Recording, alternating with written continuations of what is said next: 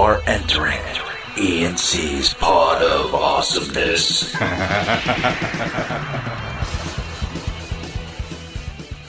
So, Birdman, you're all the way over in jolly old England already. Caca. That's Have you my had your high tea yet? that was my my jet lag. Caca. Yeah, So. you sound a little weathered. The voice sounds weathered. Some would say it sounds like you had a bottle of Jack and a pack of smokes or lights. Well, I can't say I didn't enjoy any adult beverages last night, but I did not. I did not have any smokes. So, but you yeah. had some bevies, did you? Yeah, some wobbly pops. Yeah. Went out for dinner with some old friends and had a good time.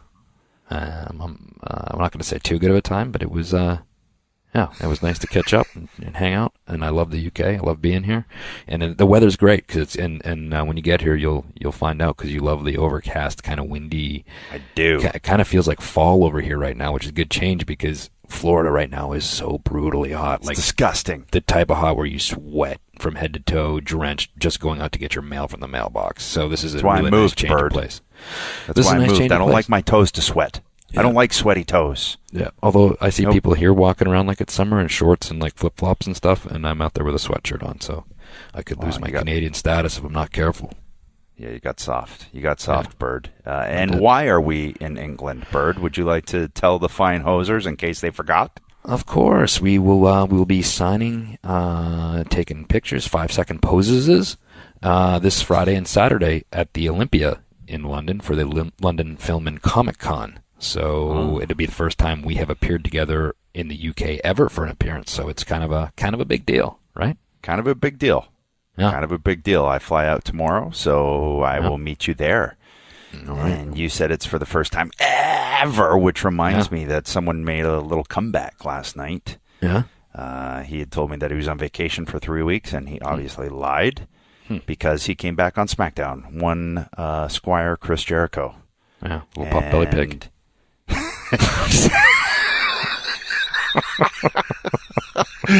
It's interesting. He's in the same spot I was in last year when we were filming E&C, and that he is rocking some dad hair right now. Yeah. You can tell he's in between. You're trying to grow it out? Yeah, he's trying to grow it out. So and I did too. I look like it too, but kind of like MacGyver, but which isn't necessarily a good thing, but what are you going to do? You got to go through it to get it long again, brother. And the only reason I grew it long again, because I always said I wasn't going to grow it long again, was for work. Yeah. I'm damn a hippie again.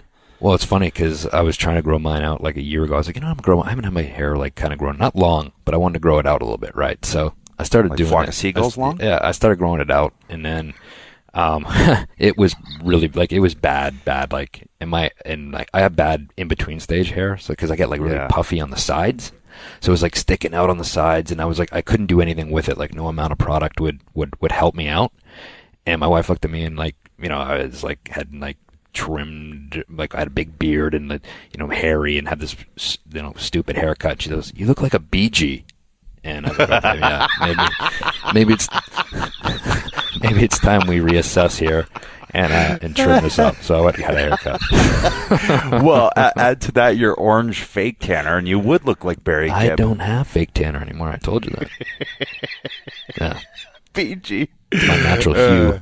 My natural hue. It's now orange. Yeah, Dorito orange. I've stained myself. So. Yeah, there's no good way around those middle stages. There just isn't. Yeah. But being in Florida too, that would have exacerbated your Brillo pad head even more. It's dangerous because there's no good way to have long hair in Florida. I realized, and I had long hair for a long time. Well, it reminds me when I made my debut in WWE when I came down and I distracted you in your match against Owen at the was it in Breakdown your house? In your house in Hamilton, Ontario, and I stood ringside and I had thought it was going to be a really good idea. It was summertime in Ontario, which is very humid up there, and I squirted water from a water bottle. I squirted all over my hair to have my hair nice sheen, nice shine, have a nice long look. And then I was coming down through the crowd and the heat from the lights, and I guess from outside and it being summer and all the heat in the building from all the people that were in there. By the time I got to the ring, I looked like Captain Caveman. My hair was just huge, and I was just like, and I remember it was distracting me almost, like in my head I was just, oh my god, my hair is so huge, I look like an idiot, this is my debut. And I couldn't concentrate on anything else. Like, it just my hair, and this is my debut, and I can't even enjoy it because I'm too worried about how stupid my hair looks. Well, if it makes you feel any better, when I turned around, that is the first thing I thought, because you were used as this distraction for me to have my first loss in the WWF, and I looked and I went, what the fuck did he do to his hair? So I actually did do a double take, which you can see if you watch it back. That's me going, that got big. And here's another... your big hair distracted me and caused me to lose to Owen. Gosh darn it. It was a good match, too. And you know what else is a funny little story that people might not know about is that what I kind of was told last minute that I was coming out to distract you, and I didn't have time to go and get things for the character, and I didn't even really know what my character was going to be yet, and I borrowed the clothes you wore in your vignettes for Edge, and you're running down the alleyways and stuff, other than the trench coat, but I wore your leather pants, and I wore one of the button-up, like silky type shirts that you wore in those vignettes.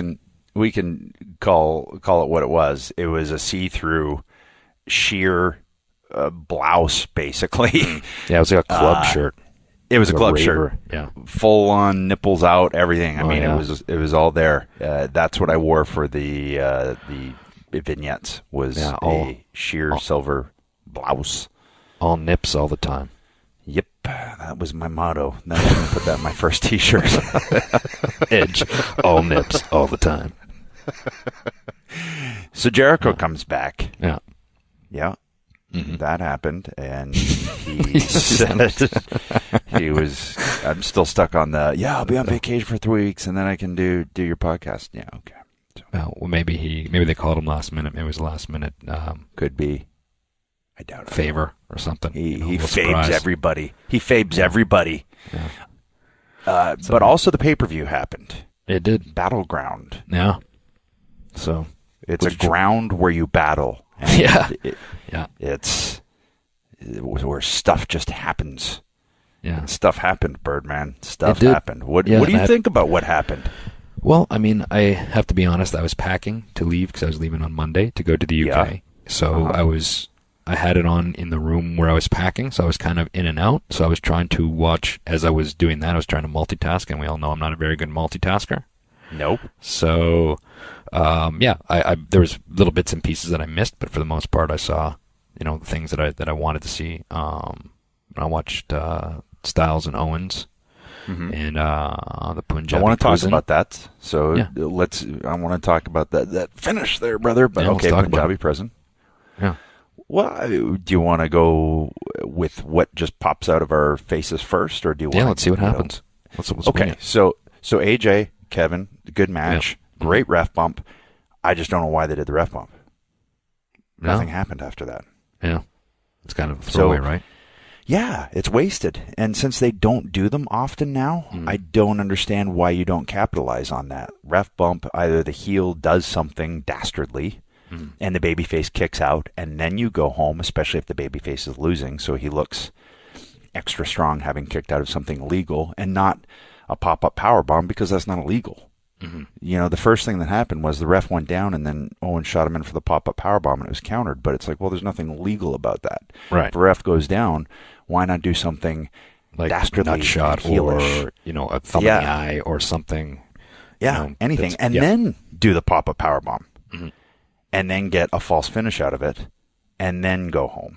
Because what happened was the ref goes down, and they just started doing counters and submission counters, and into a roll-up pin, and it wasn't like the dazed ref even played into both AJ's shoulders being up or anything like that. It was really odd. I didn't understand it, and but the match was good. It was just I just didn't get that booking of the finisher. Who put that together didn't really make a lot of sense to me. But yeah, and that's stuff we've talked about before, right? Like the overall match was good, but nitpicking stuff, details make little things tie the match together to me better. Was big though.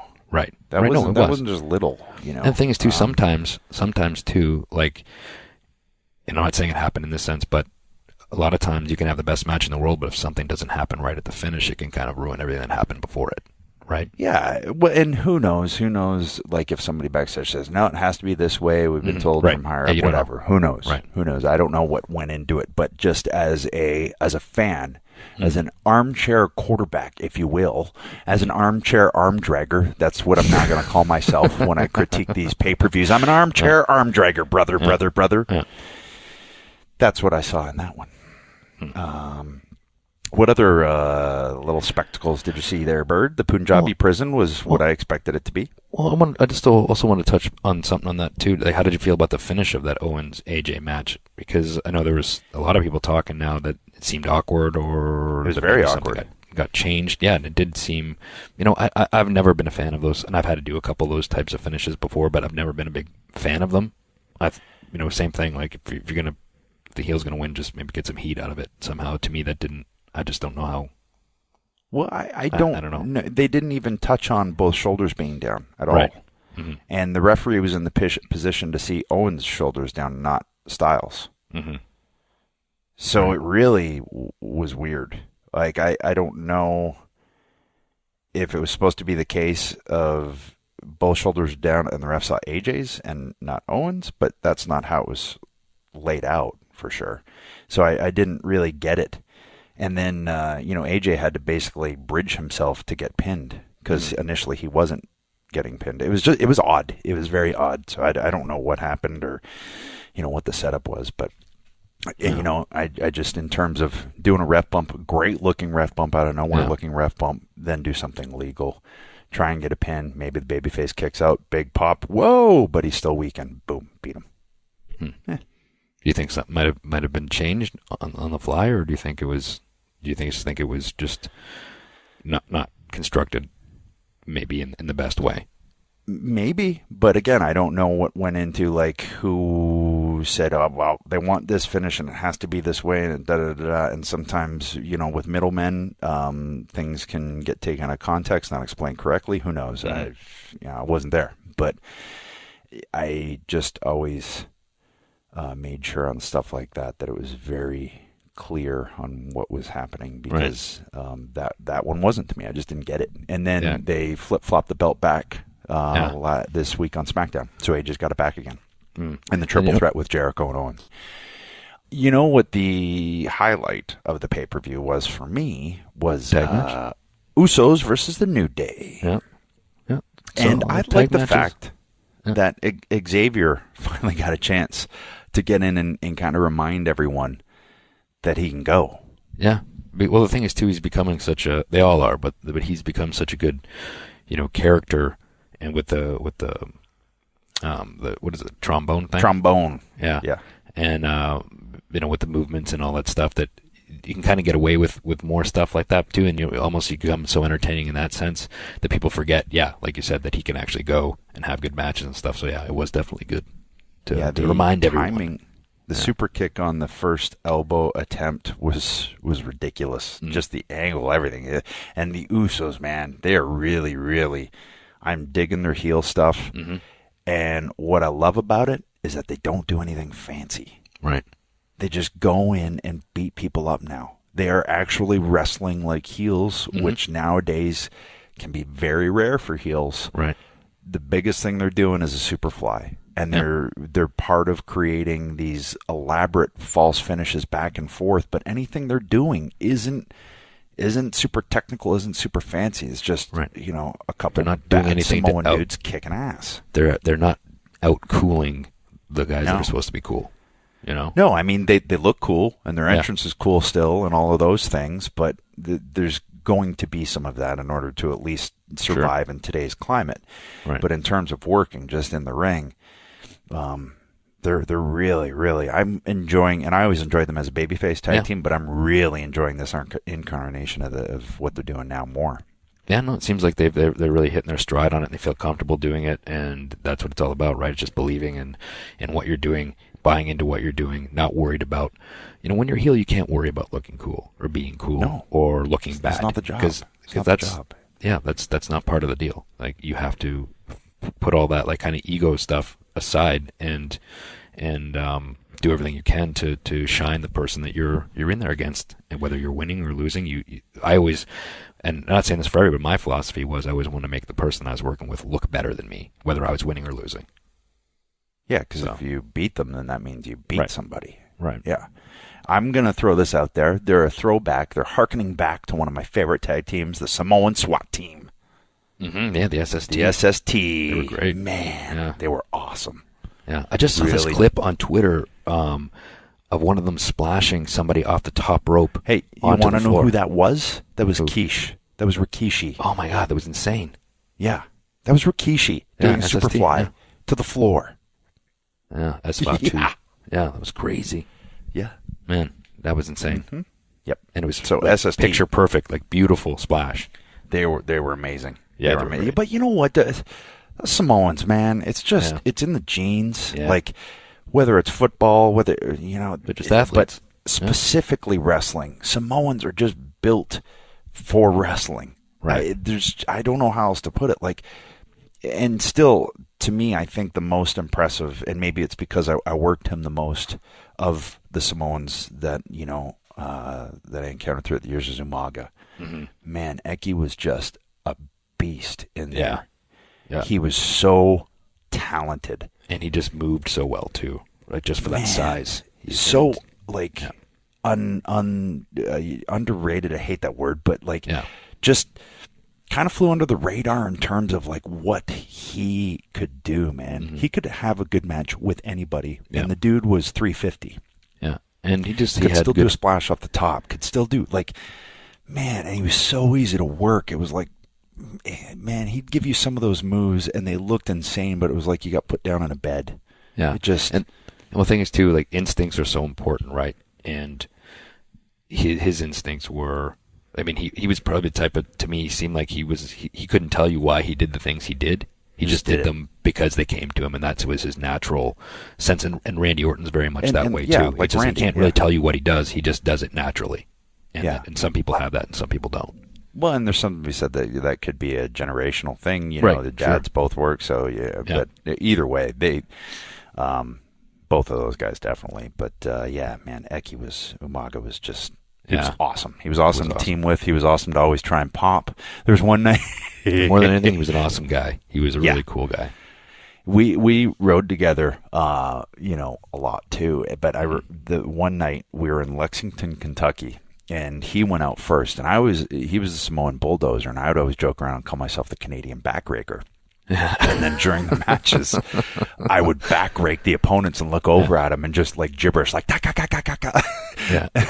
And so we were wrestling Hurricane, who was thankfully my partner in crime in all of this, and the great Kali. So just picture that. By the way, that foursome. But so Eki went out to the ring. In the meantime, I had put on a T-shirt, but that night, Nick Kazarni was on the road, and we put Canada across my stomach in Sharpie like he had Samoa. And then I painted this tribal stuff on my face, and then I put my hair up in like the old Pebbles Flintstone up top type thing. Did you wrestle bare feet? I did. That's awesome. No, wait, I wore kick pads that night. I did. Oh, okay. I wore kick pads. But that reminded me of another time that we switched gear, and he wore my gear in the kick pads, and I wore his gear with no boots. So that happened too. And he completely stretched out my gear. It was worth it, though. My ass was like, I put those things back on. It was like a tent back there. I was like, shit. So I get out to the ring, and he sees my face, and he's like, oh, man. And he's trying to stay in character. And I took the shirt off, and I had all the tribal tattoos and everything, and I was doing my like I'm talking Samoan to him or something. And man, we had so much fun in there. And I have pictures from a fan that sent me pictures of him trying not to laugh while I'm doing it all, and I have those moments. That's great. Because they were so much fun. So much fun. I miss that guy. Yeah. But the Punjabi prison. Yeah. What'd you think of it? Well, I wanted to, like we talked about before, I kind of wanted to see how it played out again. I just think it's just a hard match to do, hard nut to crack, right? It's just, at the start when I heard the ring announcer announcing all the stipulations, it's almost like, whoa. Yep. Okay. Yeah, it's confusing. There's a lot going on, and if it's that much at the start, it's almost hard to remember that as it's going on. So, yeah, I thought both guys obviously worked hard and probably did as well as they could have, but it's an awkward structure. It's an awkward stipulations are awkward concept. It's an awkward concept. And the thing more than anything is it doesn't make any noise. So because a lot of times too, and sometimes with that, even with not the Hell in Cell, the other structure, elimination chamber, which kills and makes no sound. It makes no sound, and a lot of times too, the noise is what kind of helps you paint the picture of the brutality of it. And when you hit something and there's no noise, it's hard to make that connection. It can hurt like hell, but sometimes it just doesn't paint the picture of what it is that you're doing to your body, Yeah. And I think that's part of it, that the wooden structure, whatever it is, it doesn't make much noise, so it's hard to, like when you get slammed against it, or if you swing a door and like somebody moves and whatever it is, like if it doesn't make a noise, it's hard to sell what it is that you're putting out there, Well, it's odd. It's huge. Not only that, but from a television production standpoint, it is not good. You can't get good camera shots through it. You can barely see through the thing to see the action happening. Like, I'm picturing in the truck Kevin Dunn going, who created this thing? Because I can't get shots through this thing. Like, you have two cages that you have to see through as a cameraman and as a viewer. So if you can't make out exactly what's going on, then how as an audience are you going to... It's hard to get invested, is what I'm saying. And with all the stipulations and all the rules and all the this and all the that, no sound, so that doesn't even help. And I don't know if this is the case, but to me it doesn't even look like it's bamboo. It looks like it's steel that's painted to look like bamboo. Which would explain the no sound. Right. I could be wrong, but it looks like at the bottom there's these little handle things, and I was like, is that thing steel? And is that why it hurts so bad? Because you can tell when they were hitting it, they were in pain. But it could be something too, where if it's just like simplified too, like Punjabi prison, but it's just do one cage. It's like a cage that's made, like a regular cage that's made out of a bamboo, or a cage with a roof on it or something. Yeah, just simplify it and just have the structure look different. It gives it a bigger, it has an aura that it's a different structure, and there's something dangerous about it, and I think maybe that might be a way to make it actually a little more... Make the thing higher, maybe, but I think, too, absolutely takes away the viewing aspect of it, which is part of what the whole thing is all about. Because if they're having a hard time getting camera shots, imagine how you're sitting there in the audience, and then the people at home are getting whatever the camera's feeding them. And there was so many times where I was like, okay, that happened. I thought the Sings, bless their hearts, man, they are working their ass off. That was an ugly bump. There was an ugly bump through that table, especially in slow-mo, when you saw with the cover still on it that he folded around it. Yeah. And that was, Gerv. Samir, I think, is what they're calling him. But so that one looked ugly. That one looked like a future hip transplant. So I texted him. I was like, man, you only have so many of those in the old bump tank. So it was a good place to do it, but you got to pick your spot. And I get it. We did the same kind of stuff with the TLCs and everything. They're trying to chew their way into a spot, get into a spot, and go, okay, we're here. This is what we can do. And now is the time to do it. But just going forward, it's like you're proving yourself already. Okay, so you're doing it. But then you have to, just be careful. Yeah. So that was, they tried. Jinder, Randy tried. Tough in that match. Yeah, it's a tough deal. I don't know any other way out of that with Jinder going over without the Great Khali coming out. No, and I don't necessarily think that was a good surprise. And I think if he stays with Jinder, adds a little more, like a little bit of a more dangerous element to him as well. He's got these two guys that'll like little rabid dogs, and you got the giant standing behind you. It's not a bad stable. My favorite part Yeah. of the entire thing was Callie grabbing the heavyweight title away from Jinder and holding it up so he could get that photo up in the Indian newspapers the next day.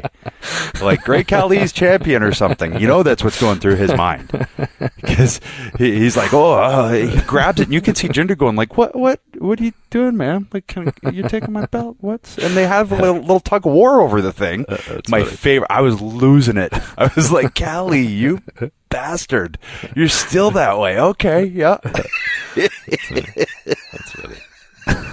But then he handed it back to Jinder, which was nice of him. Yeah. But that was my favorite part. The good thing you didn't play keep away, like just when you're playing keep away with when you're kids and you're taller than somebody, you hold it over your head and somebody's trying to jump up to grab it. Well, good thing you didn't play keep away. And Jinder's 6'5", but he still would be with Khali. But the New Day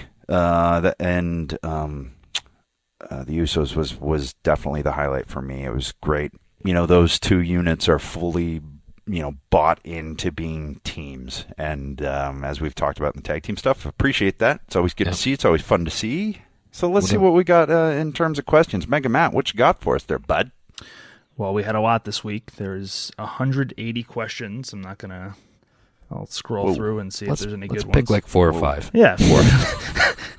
180 is a little long. The first one's not a question, but there's a picture of Adam holding a giant Nokia phone. And it says, is this Christian's missing phone? Oh, there it is. I'm on our Twitter feed at E&C Pod and looking at it myself. I can't remember. Obviously, we were promoting Nokia phones for some reason. You can tell that I am burnt because my nose is crinkled and it's white. Yeah, like all the blood went out of it and all the rest of my face. Is a hot dog a sandwich? No, a hot dog is not a sandwich. That was the second question. No, why wouldn't anybody think it's a sandwich? That's a big debate. I don't know, but Jake Benson at Jake Benson 90 who had that question. He wanted to know. It was a burning desire in his brain, so we just answered it. No. Here's a good one. Here's the thing. Oh, God. Well, hold on. I want to talk about Jake Benson a little bit more, because you know what Jake Benson's going to do? Then he's going to make a little video like Matt McNutt did last week, and he's going to say, oh, well, actually, I think a hot dog is a sandwich. McNutt, apparently, thinks he's more than a burner account. I saw an awkward little video he sent us, and maybe I'm biased because he was wearing a Flyers hat. Yeah, maybe. Anyone wearing a Flyers hat is not good with me. No, they're not cool at all. Not in my books. I don't think he understood that I was trying to play it off as if that was my account, and making a video kind of screwed that up. Because, it's not what I look like, so. No, but but that's okay. McNutt is now part of the lore of the show. Yeah. And he Rock on McNutt. He wanted to clear his name. He didn't want to. He wanted to be known as a burner account. I totally get it. Hey, he seems like a nice kid too. Yeah, he does. So that could be a T-shirt. McNutt, rock on. Yeah. Why did Christian tease us with his wrestling boots? Ooh. Ooh. Let's hear the fake Christian laugh on this one. Why did you tease the fine folks with your wrestling boots? Who says it was a tease? Oh, Antoine F. Joseph. Twine 226. You have his hopes up. Oh, yeah. Well, that's it. Okay. I just said who says it was a tease. Maybe I just put them on and walked around the house. Oh, you just wanted to wear them? Yeah, I was packing to come to London, and I saw them. I saw them sitting in the closet, and I picked them up, and just wondered if they still fit. Did you throw that question out London? There? Huh? Did you? They might be in my bag. London? They might be in my bag. You're gonna have an impromptu match with William Regal at the London Film and Comic Con? Yeah, maybe I'll lock up with Benedict Cumberbatch. Yeah. I'll just go up to him and walk away. Christian versus Doctor Strange. Yeah. I like it. Yeah. I like it. Well, let's see what Mega Man has question wise. I'm reading through it, but what I'll read a was couple here, burning at the top of your list? There was one that said, "What's the best rib that you guys have ever executed or been a part of?" I always forget. I truly do. I always forget like ribs and things like that. I mean, I guess I talked about the one with Umaga. That's a form of a rib. Stuff. I was always into stuff like that. Nothing harmful. Okay, so the best one that I was ever a part of was, and this is kind of a long story, so I'll try to shorten it as much as I can. Jeez. So when I was off with an injury one time, I got this call from a celebrity. It was called like a celebrity is calling.com or something like that. And I get this call and it goes, "Hey, this is Lenny Lane from WCW fame. Is this Jay?" I was like, "Yeah." And I never met him before. And I was like, "Oh, hey, yeah, it's me. What's up, man? How'd you get this number?" And he's like, "Oh, hey, man, just want to call. I heard you're under the weather. You got a sore back. Just want to see how you're feeling. Say hi and hope you're getting better." And I went, "Oh, thanks, man." I was like, "So what are you up to? How's things going?" "Well, I got to cut this call short to 30 seconds, but hey, I hope you're feeling better." And he hangs up. And I was like, why would Lenny Lane like call me? And I don't know him. And so I was like, who do I know that was in WC? I called Raven and I asked Raven. He had no clue why. And then, so I was off for like 4 months with a little bit of a back injury. So when I came back, I was in the locker room, and the first day back, Jericho says to me, he looks at me and says, "Hey, did you get any interesting calls while you were off?"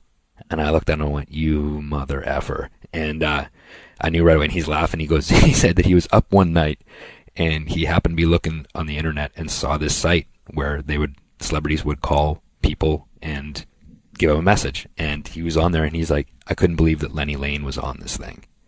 And he said, "So to rib you," he goes, "it was worth the $20. I guess he paid $20 or something, and Lenny Lane called me, but it would like 4 months passed and I had no idea who it was." So, so now going further with that, I get this call from a Minnesota number and I answer it. And it was one of those automated calls that, when we wrestled in Detroit, remember we had a deaf manager, Johnny Bradford? Yeah. Handsome Johnny Bradford. Yep. And he used to call us, and he had like this line that he would call, and it's actually like a real person, and he's typing something in, and then they relay it to you as they're having a conversation. You talk back, and then they type it in and they get it in a, I guess they get the words pop up when they type it back. But it's an actual person you're talking to. So he would always joke around and make the person say things that were very awkward for you to reply to, but they have to say it exactly the way that the person is telling it to them. So I knew from that, I get this call from one of those lines, and I can't remember exactly what was said, but I hung up, and I knew exactly right away what it was because of our friend Johnny Bradford from back in the day in Michigan. So I was like, well, who do I know on the roster that's from Minnesota? So I do a little research, and I text him and said, "Hey, do you have Davari's number?" I got Davari's number. I call him. I said, "Hey, why are you ribbing me?" And he was like, I was like, I said, "You haven't been around long enough to do that, have you? To rib the veterans?" And he started like backpedaling. "Man, I'm so sorry. It was just a joke." Like he just gave himself up like right away. And so I said, "Have you told anybody about this yet?" He's like, "Well, no, just I was like, "Okay, good, because you're gonna help me rib Jericho." Yeah. As long as you're involved, yeah, that he's okay too. Yeah, yeah. So we started pretending we were this fan of Fozzy and a deaf fan that was following him from town to town. And wait, a deaf fan of a music band? Right. She said, and when she said, gotcha. "I can't hear you, but the way you move your lips, I can tell you're talking to me." And that we have this connection and all this stuff, and we would, and her name was Gertrude, but referred to herself as Gertie. And that, they were going to have a future together and all this sort of thing. And it went on for months, and we'd be overseas and she'd be like, "I'm following the bus around right now. I can see you through the window." And you could see him look, and we'd be on the opposite bus and we'd look over and we'd see him looking out the window, and he'd like hang up his phone. Just like stuff like that. And they're like, looking for Gertie over his shoulder. Looking for Gertie. And we would just do, that's a t-shirt, looking for Gertie. Yeah. And did that for months and months and months. And to the point where even, his wife was telling my wife the story, like, "Yeah, he's got this crazy fan," and she, she like call as a service. I call him. It's like so weird. He doesn't know what to do. And I was like, oh, this is the best rib ever. And so when I was leaving WWE, when I left for that little short amount of time, my last day there, I told Chris. I was like, oh, by the way, I was like, have you got any calls from Gertie? He's like, looks at me. He's like, what? I was like, Gertie. And he's like, how did you? And I said, yeah, kind of had something to do with it. I said, actually, you should ask Davari about it since he was going to do it. And I left. And then he had to deal with it after I left. Dude, the Gertie could still be alive today. You could have kept that going this whole time. I know. Yeah. So, yeah, it was great. It's a missed opportunity, but that is went on awesome. for months. It was, and like I said, when we were overseas, like on the European tours, like we'd say, we're following the bus. I can see you through the window. You'd see him look out the window, and he'd be like, pull the curtain closed, and like all kinds of stuff. It was awesome. Gertie, looking for Gertie. Yeah, that was probably the best rib that I've ever been involved in doing, and it was a fun one. That is a good one. Yeah, that is a good one. Yeah. I got another question. Will there be a new season of the show that totally reeks of awesomeness on the WWE Network? Probably not. No, I don't know. Just because I think our show is too expensive for them, and from a timing perspective, I think it's going to be hard. We wrote an entire season, started to film it, got some really good stuff in the can, but I think, with the network cutbacks and everything, I don't think it's going to happen. And I don't think if they could do it, I don't know if we'd be able to do it, just in terms of other work, But you never know, right, Bird? TBD. But I get asked that a lot, so I felt like maybe we should, address it. At least give everybody the heads up. Yeah, Bird. Who's better, pirate or ninjas? I'm just scrolling through here looking at some other questions. I'm going to go with ninjas over pirates. Ninjas over pirates? Yeah. I'd rather live the pirate lifestyle. Yeah. But I think, so maybe pirates are better, but I think if you're talking who wins in a physical contest, I'm going to go with the ninja. Yeah. Have you seen this? Let me see here. Hey, Jenny, suggestions on a good restaurant in the Asheville area. Kurate. Japanese. It's not a Japanese place. It's a tapas place, Kurate, and it's really good, like award-winning good. But you can't really go wrong anywhere in this city. The city is phenomenal for food and music and the arts, basically. Can't go wrong. You really can't. Mostly locally sourced. Local farms and just really, really good food here. It's one of the reasons I moved here. Oh, it's good. Would you ever write a book, Bird? Would I? Yeah. Yeah, I've thought about it. I guess it's one of those things, right, where when you start, I guess, putting pen to paper, you'd probably realize that, you have a lot of interesting stories to tell. But it's also one of those ones where, I don't know, in my mind, I'm just always like, I don't know, would anybody be interested in my kind of road to where I went? I guess I'm sure there would be. I don't know. Maybe one day I'll sit down and just maybe just do it and see how it turns out, and then if it's good, kind of go forward with it. But just maybe get it out there first and look it over before I commit to anything. Maybe. Yeah. We'll see. The muse has got to find your Bird. Yeah. She's a fickle muse. she's a fickle bird. A fickle one. Muse. Yeah, she'll land on your shoulder, and then she'll just fly away for a while, and then she'll fly back and land on your nose, and then you get 20 chapters done, and then she flies away again, and who knows? Will she come back? Yeah. Yep. I got about halfway through writing another one, and I was like, I don't know. I don't think it's gonna happen. What's that? I got halfway through writing another one. Oh. I got about halfway through, and I got about 20 chapters done, and I was like, I don't know if I want to go through all this again. Yeah. Didn't Beth throw out an idea for us to write one and like each do a chapter or something, or yes, do a chapter of the same thing, but perspective or something like different perspective, which would be fun because then we can answer call back and back and forth to each other. She also we had talked about doing like a parenting one, but not an advice one, just these are some of the things we encountered type things. Because those were some of the books I enjoyed reading before we had kids. There was one called Dude, You're Gonna Be a Dad. That was a lot of fun. and that made it seem less daunting. Yeah. Yeah. Guys, if yous, this is from Mike Ainsley at Mike Ainsley. Guys, if yous were both put at either end of a football field with just your regular clothes on and had to fight to the death, who'd win? Interesting that we'd just be in our regular clothes as opposed to, I guess, our gear. But I would take the uprights and kick them down your throat until they came out your ass, and then I would pick you up on either side of the goalpost and just like gnaw on you like a cob of corn, like Fred Flintstone used to do. Yeah. And then after that, I would digest what I ate. So basically, I just became a cannibal. And then once I pooped it out, then again, as always, I would then pee all over it. What was the question again? Can you repeat? Yeah, I just dumbfounded you. I just speed bagged you. I think I won the battle. I need to hear the question again.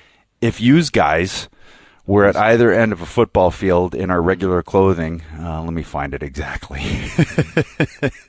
It was yous guys. I remember that. Guys, if yous were both put at either end of a football field with just your regular clothes on and had to fight to the death, who'd win? From Mike Ainsley at Mike Ainsley. All right. What I would do is I would set you up on a football tee, and I would onside kick you. And then I would charge after you and try to recover, like jump on you like the football, but I'd be covered in like Road Warrior spikes. So I'd like roll all over you and tackle you and pick you up and slam you down again, and then I'd do the river dance on you with football cleats on your face. Oh. Yeah. That's better. Like I was Lord of the Dance. And then I would lasso your feet. I would whistle for my wild horses to come in from out of nowhere. And I would drag you around the football field with my wild stallion and you in tow, hogtied. Well, it's interesting because first you said wild horses, so you referenced a Rolling Stones song, and then you said wild stallions and referenced Bill and Ted's Excellent Adventures Band. So, which are you, a stallion or a horse? Who's gonna ride your wild horses? Well, that's a U2 song, but I was thinking the Rolling Stones song, which is drown in your blue sea. And that song's not called Wild Horses, by the way, by U2. Who's gonna ride your wild horses? Yeah, but then Wild Horses by the Rolling Stones. But you don't go back any further than 1990 musically, do you? So. No. And I don't know what the U2 thing just reminded me of something else too. Completely off topic, but we used to Jericho and I used to make up theme music for when we were teaming together for other teams. And remember when Haas and Benjamin were the world's greatest tag team? That was the name of their team. We dubbed ourselves even better than the world's greatest tag team. And we'd sing it to the U2 song. We'd do our theme music was even better than the world's greatest tag team. Even better. It's a few too many words, but it works. Yeah. So that was my story about that. That just reminded me. There you go. You know, guys, the football field question makes for a nice segue here, because what are we talking about this week? I don't think we told the hosers. That's true. There you go. That's true. Buckle up. Another hour about football. Yeah. We're talking about injuries this week. Mega Matt, that's why you're there, because sometimes we trail off. You got to reel us in, man. You got to pull us back in. I'm here in my robe with my cereal and my scotch, and I just lasso you guys in. Yeah. Yeah. Is it vanilla almond special K this week, or did you go with blueberry? I've gone with Count Chocula. You're basically curveball. You're basically Eric Stoltz in Pulp Fiction. Pretty much. Get the needle out. Pump us with some adrenaline and get us back on track. All right. Yeah. So, we're going to talk about injuries. Now, to be fair, this reminds me last week that someone did indeed tweet me and say that I talked about the Edge Jericho SummerSlam Fozzy Aussie thing, and you said I did, I said I didn't.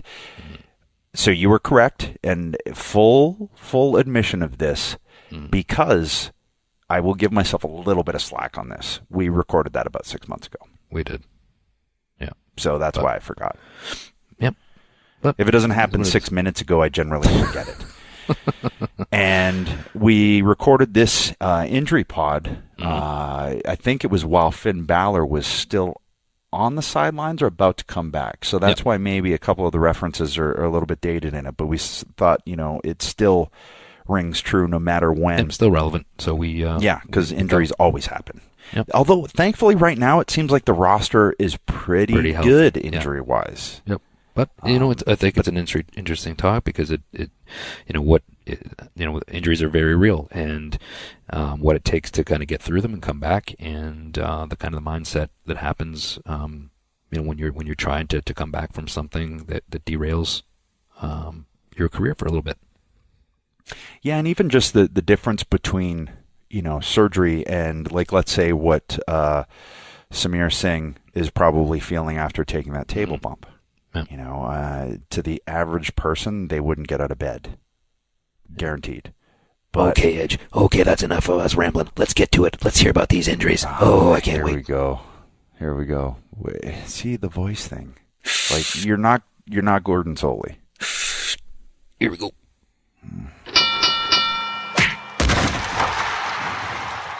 So, Birdman, as everyone knows, I like to read, and guess what?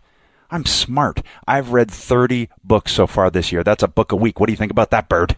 I think that's great, and I think I have a better way for you to get your books, maybe even get you past the 30 mark, maybe be at the 50, 60, 70 mark, and maybe I'd be at the the 10, 12 mark at this point. See, Audible is offering our listeners a free audiobook with a 30-day trial membership. Just go to audible.com/awesomeness and browse the unmatched selection of audio programs. Download a title free and start listening. It's that easy. Go to audible.com/awesomeness. That's audible.com/awesomeness and get started today. Audible content includes an unmatched selection of audiobooks, original audio shows, news, comedy, and more from the leading audiobook publishers, broadcasters, entertainers, magazines, and newspaper publishers, and business information providers. It's got it all. It's got everything you need. And for me, personally, here's the thing. I'm probably going to read To Kill a Mockingbird for like the second time this week. Twice in 1 week, Bird. That's saying something. Well, the book that I just finished, Sisters, Brothers, Brother, that's not the actual name. Sisters, Brothers, it's on there. So I didn't need to pick up the book and hold it and read it. I could have just hopped on there and had someone soliloquy that into my ear holes. Right, it's got something for everyone. That's audible.com/awesomeness. Check it out. I've been noticing lately that your face is really smooth. I mean, it looks so smooth. I could ride down your face without my pants on and I wouldn't feel a thing. Oh, that's quite the visual. And thanks for noticing, by the way. And I've noticed about you, you're a bit of a hairy mess, so you could use some help like me with Harry's. Well, Harry's is so confident you're going to love their blades. They'll give you their trial shave set for free when you sign up at harrys.com/awesomeness. Just pay for shipping. See, Harry's is all about a great shave at a fair price, which is why over 3 million guys have switched to Harry's. Jeff and Andy, two ordinary guys like you, like me, like Edge, like Mega Matt, who were fed up with buying overpriced razors, started Harry's to fix shaving.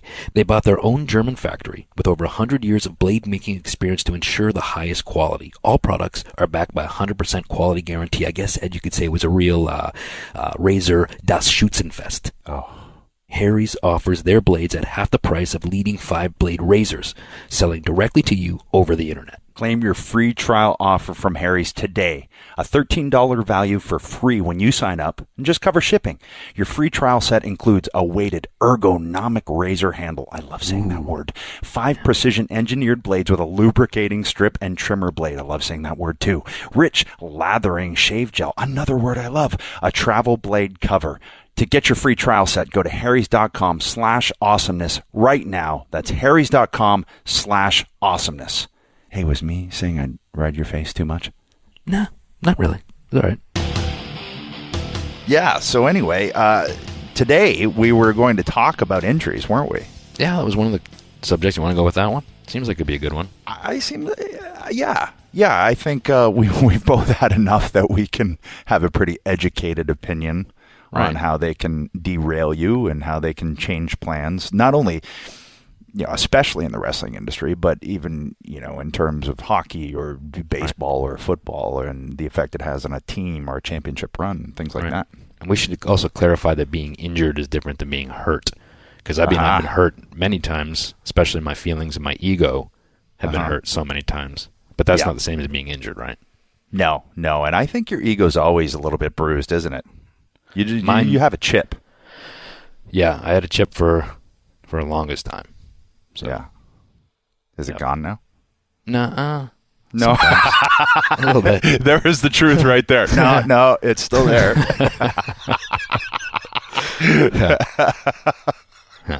Somebody's always out to get me. Yeah, so you had brought up the topic of injuries and how it could be an interesting topic for discussion, because I think people have gotten a little more educated in terms of the risks that are taken within the wrestling industry, right, and understand that when you don't see someone for a while, there's a reason. They're getting surgery, they're rehabbing, they're going through the therapy and everything to try and get back. I think back in the territorial days of wrestling, when you would have stars make the tours around the circuit basically and go from Oregon to, California, then down to Texas, it was pre-internet, it was all of these things. So you didn't assume that the injuries were real. And sometimes they weren't. They were storyline driven. But now with the day and age, with basically one company, at least one prevailing company, not to discount New Japan or TNA or anything, but one kind of worldwide company, there's no way to get away with that anymore. If you don't see a Finn Balor for 6 months, you have to, acknowledge what's happened. Yeah. Right. And I think too, also with, like you said, them wanting to, especially with WWE, putting a lot of emphasis on their website on WWE.com. They like to do a lot of breaking news and stuff on there as well, not just have it show up randomly on an internet report on some site.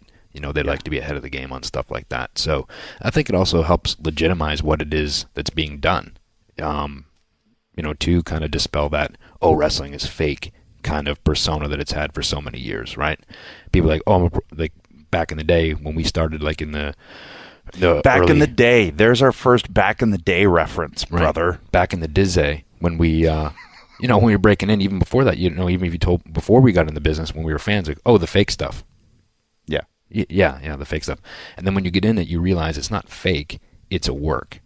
There's a difference, because yes, the finishes of the matches are predetermined, but the physicality is very much real, and there's no off season. So, and I think that other athletes can appreciate that. And then I've had conversations with other pro athletes before, and they tell you, man, I really respect what you do. So they get it, Yeah, it's interesting. Other athletes definitely do. I think they understand the grind, and I think, if someone's on a Major League Baseball team, chances are that at some point in their life they've been at least a casual fan of wrestling, or football or whatever. It's your mentality is geared a certain way.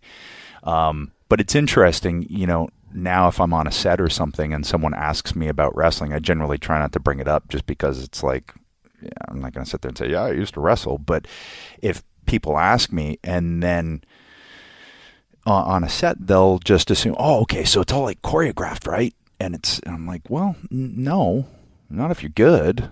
Yeah. And then you start to explain kind of the intricacies of it and how each night can be a different story, and it's essentially live theater. It's theater in the round, and we don't have stuntmen, and we don't have pads, and we have to get up after we land, and there's no cut. There's no second take.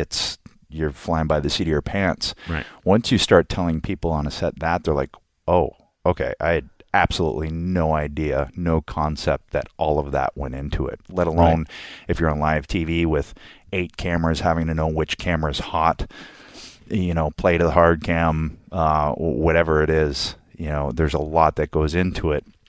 But outside of, sports and or entertainment, I don't think people still fully grasp, unless they are a wrestling fan, then they get it.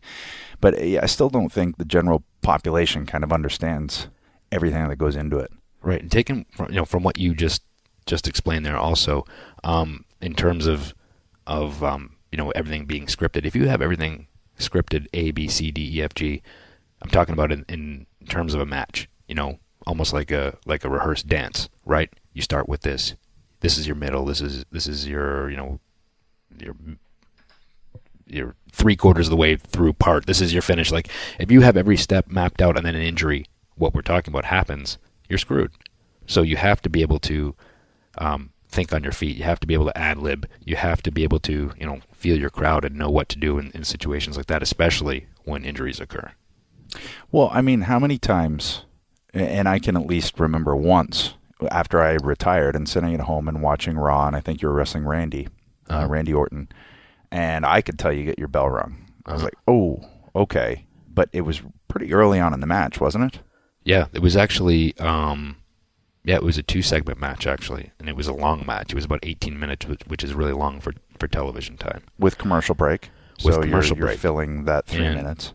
So, yeah, I got my bell rung early, and then as we were going into break, I got my bell rung again, and then when we were back from break, I was starting to come to, and I landed again, and then I was kind of completely out, and I just was on autopilot, and I finished the match, not remembering the last 5-6 minutes of the match.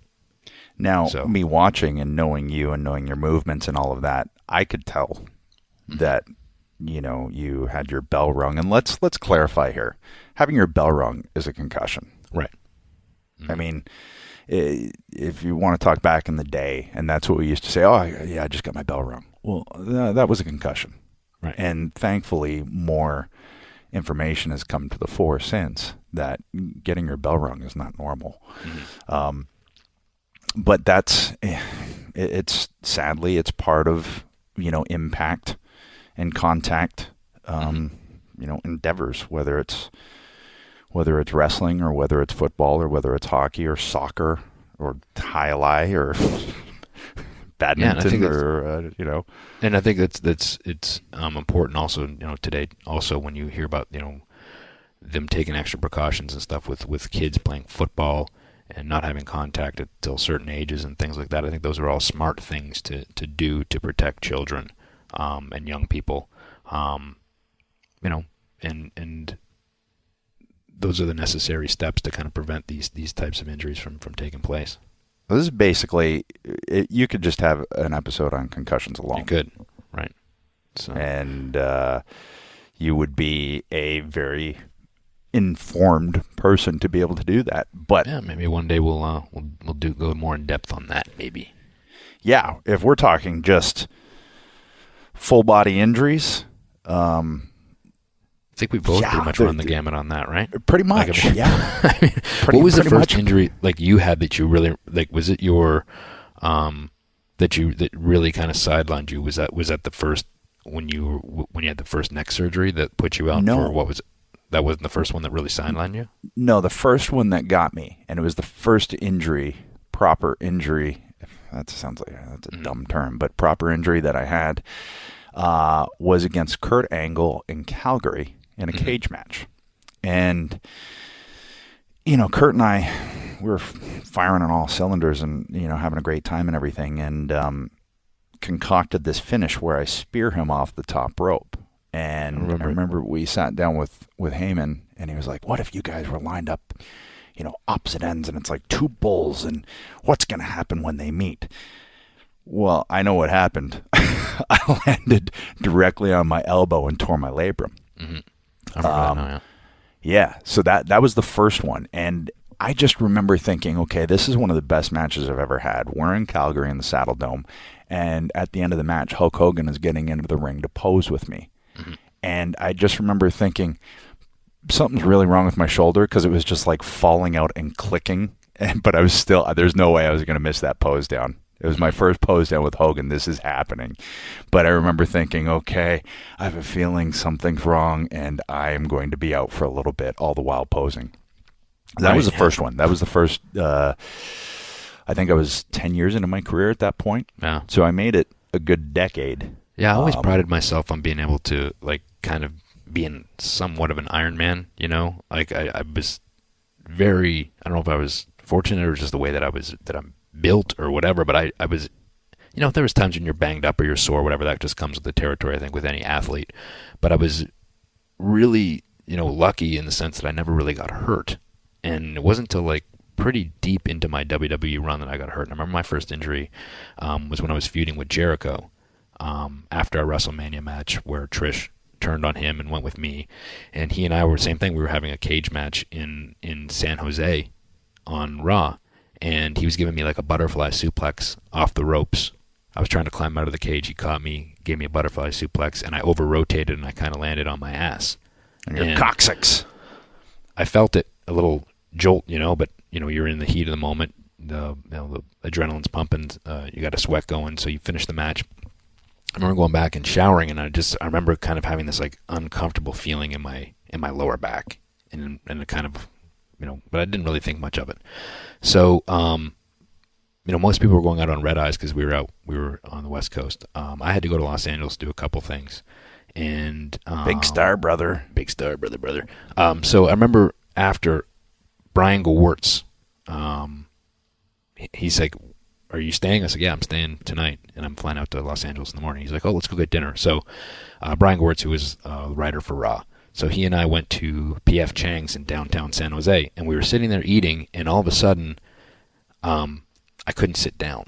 Like I kept kind of shifting to my side, almost even having to stand up. And he's like, "Are you all right?" I said, "Yeah, I think I'm okay." So it was very uncomfortable. It was a miserable meal because I just felt this pain going down my leg and my lower back. And I remember we got up to leave, and he stood up, went to walk, and he turned around, and he's like, "Are you ready?" I couldn't get up. And I was like, "Brian, I can't get up." And he's like, what are you gonna do? I said, "Just come here for a second." And Brian, he's about what, 5'5", 5'6", little guy. And so he had to like carry me out of that restaurant. And like, people are looking because this little guy's kind of carrying me, and get in the car, drive to the hotel. He's like, "Are you all right?" I said, "Yeah, I'm all right." I have my 2 bags, and I used them as like a walker almost. Like I walked in with it to the hotel, checked in. I walked into my hotel room, dropped my bags, crawled to the bed, and laid on the bed in full clothes. Woke up in the morning. I went down to the little variety store thing in the hotel to buy some like deep heat or something like that. And all I had was Ben Gay. So I'm standing there in the lobby rubbing Ben Gay on my back, hoping it'll loosen my back up a bit. So I go and I fly to Los Angeles, doing the stuff I got to do there. Was there for Wednesday, Thursday. And then I think it was either Friday or the Saturday.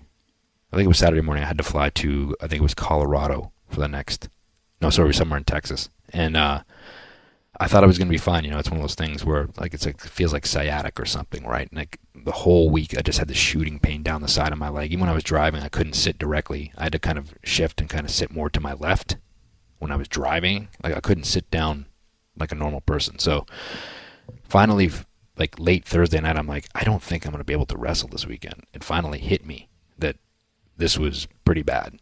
So I called the office. I was like, "Look, I can't walk barely, and I can barely sit down." I just said, I called late because I thought that with a couple days off, it would get better, and it's not. Yeah.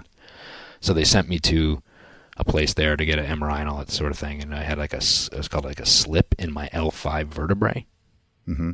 And so they took me off the weekend shows. I still went and appeared, but I didn't wrestle. And then they sent me to a couple different places, and actually the first 2 places told me that they thought that my career was over at like, I was like 29. Yeah. And they're like, "I don't think you'll be able to wrestle again." And I was really, and I'm like, "Of course you're terrified, right?" And it's Really? And so I came back to Tampa, and I remember talking to Vince and saying to him, "I think we should get a second opinion." He goes, "Yeah, I think that'd probably be a good idea." So they sent me to a place here, and the doctor's like, "I think we could probably just rehab this with a really extensive rehab. I think you'll be okay." He goes, surgery would be a last resort. If you do have the surgery, it'd be hard to come back from. But I think we can do this.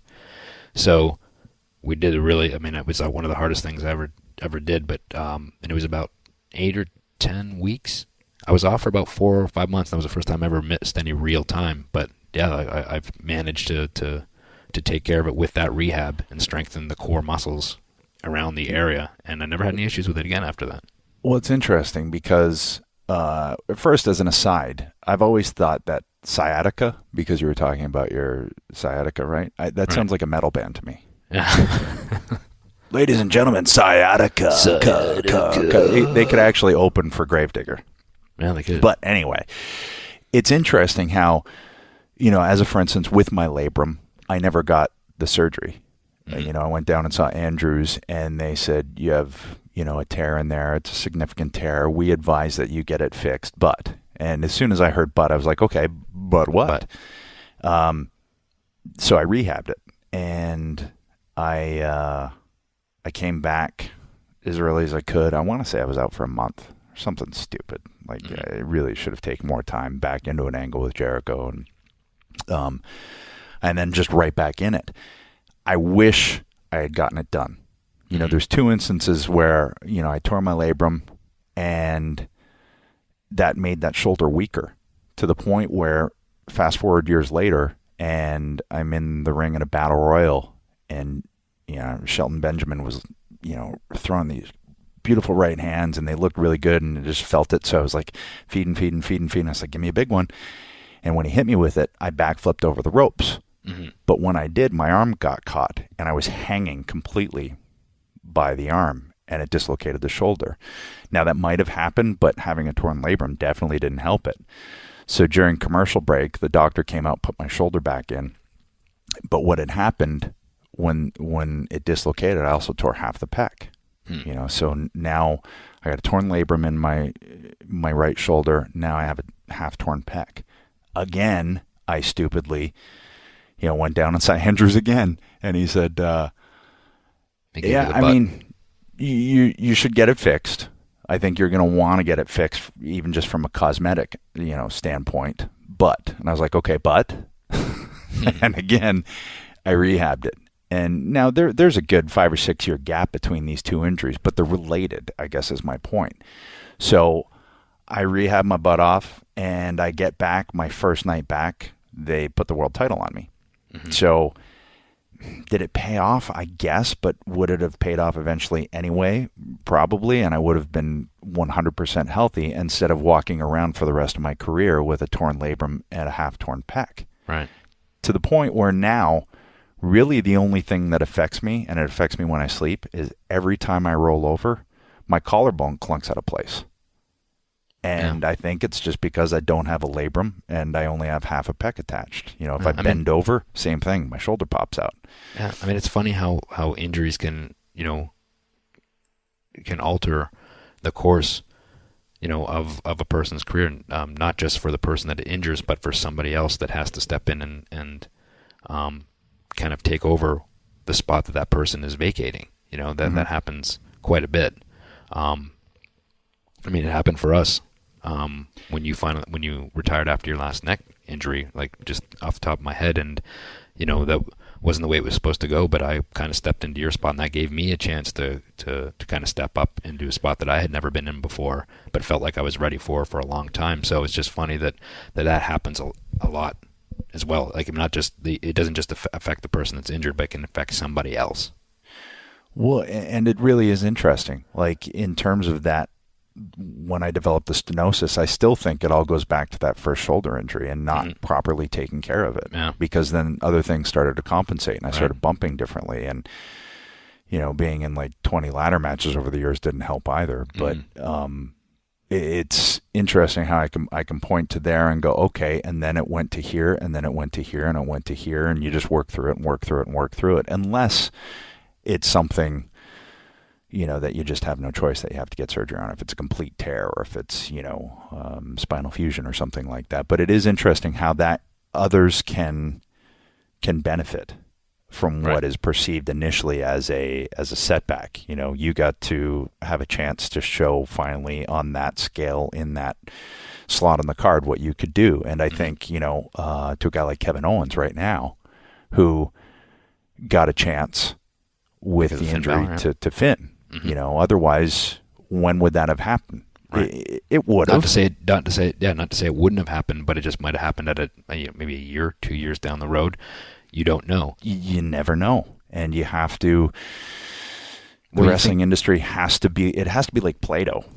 Well, really. Think about it. Even just talking about Kevin Owens, but even with Sami Zayn, when they were doing the I think it was the United States Challenge with Cena when he was coming out and giving somebody an opportunity for the United States Championship, and then Sami Zayn came out, and I believe it was his hometown in Montreal, and he was so hyped up, he threw his shoulder out before he even got into the match, I think. And then he popped it back in and he wrestled the entire match. But he had to have surgery and he missed a bunch of time. And who knows? He had such a good showing in that match when he was hurt. Imagine how good the match would have been if he was, injury free. And then where would he have gone from there? Because it kind of derailed his momentum a little bit. Well, yeah, and I'm sure he's probably tore himself up about that. Sure. But I will say, from personal experience, getting the surgery done in that instance is a good thing, even though it may seem to derail you for 2-3 years. Right. In the long run, when you're able to perform with a completely whole body, and now you're starting to see he's starting to get a little bit of the momentum back. Right. But it did derail him. Right. But I think 20 years from now, he'll be very thankful when he's retired and his shoulder doesn't, fall out of place when he rolls over in bed.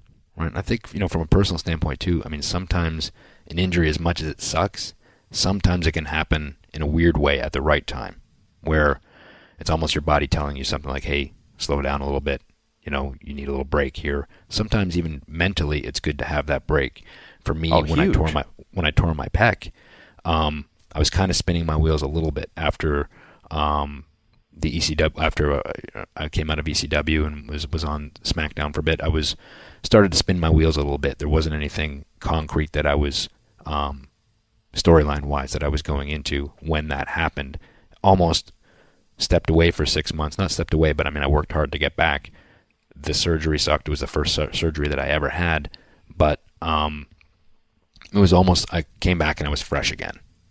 Well, and that's just it. Sometimes it's not only mentally is it great because you get to reset the batteries and just kind of just replenish your batteries, just to get out of the grind of what that job can be. It's an amazing gig. It's so much fun, but at the same time, it is 24/7, right, and it is all-consuming. Yeah. So to be able to step back, and while, you're going to therapy every day, you actually start to get some semblance of a life. Right. Which can be good, I think, just to mentally go, okay, let's reset here, and you're fresh going back in. And also, now the audience has an opportunity to miss you, because that's huge. With the way everything is structured right now, out of necessity, you're on TV live every week. There's 24 pay-per-views now or whatever there is. I don't know, 52. Yeah. 76. 748 pay-per-views a year. So it makes it difficult. I think there's a pay-per-view going on right now and we're missing it. There could be. I'm in Ireland, so there very well could be. I have no idea what time of the day it is now. So I think it can be, and you have to look at it this way. I think from a performance and a performer standpoint, you have to go, okay, I'm here. Mm-hmm. What positives are there to pull from it? Because there's got to be. There's always, you might have to brush the shit away, but underneath there's going to be some nuggets of wisdom that you can take with you going forward. Right. And then you can't look at it as a failure or a mistake, or because there's something that you can learn and take going forward. Mm-hmm. But it's interesting how the difference in mentality that you have to take too, just because people see the end result, they see you come back, but the work that goes into getting back from an injury. Yeah. And while that becomes, you're not jumping on a plane and, for the most part, sometimes maybe you go up for a checkup or something in Birmingham if you had your surgery by Dr. Andrews or something like that. But for the most part, at least you get to be home in your own bed every night. But you're also, like a job, you're going to your rehab, 6-7 hours a day, So there's you're putting the work in there. And that's, you're right. That's the stuff that people don't see. They just think you're gone and all of a sudden you're back. But there's a lot of work, especially when you're driven to come back. And it's almost like, you're talking about earlier, having a chip on your shoulder. You're trying to say like, well, I'm not sure if they miss me or not, but I'm going to make sure when I come back, they're like, yeah, we missed that guy, Well, and that can really fire you in a different direction too. Like we're talking about the first neck injury that I had. And I had to have a double fusion. And for those that don't know, look it up because I don't want to have to explain the whole thing. But I came back after a year because at that point it was a year off. Everything's got a fuse, blah, blah, blah. I came back, felt good, came back as a babyface. I left as a babyface. I was Intercontinental Champion, and we went into SummerSlam, and it was triple threat. It was myself, Batista, and Jericho. And I came out, and Toronto booed me. And I went, you sons of bitches. Yeah. I've been off for 2 years. I just came back from, a double fusion in my neck, and you're going to boo me. And I remember getting to the back, and I was like, we got to turn me heel. Yeah. And we have to give them a reason. Like, they've just given me a reason to bite into something that I can use as a heel going forward. And that sent me in a completely different direction in terms of character. And it was the audience saying, we're bored of this guy. We want something different. Yeah, I mean, it can be that too, or that they're just not buying what you're selling either, right? Because I don't think you quite figured out what you were as a babyface yet.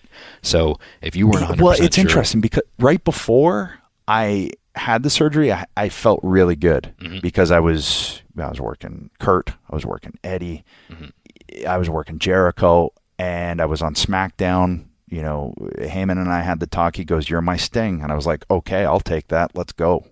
And I felt really good about where it was going. And then got injured, came back on Raw, which to me always had a different vibe. It was a different set of guys. I loved being on SmackDown. To me it was always the wrestling show and not the talking show.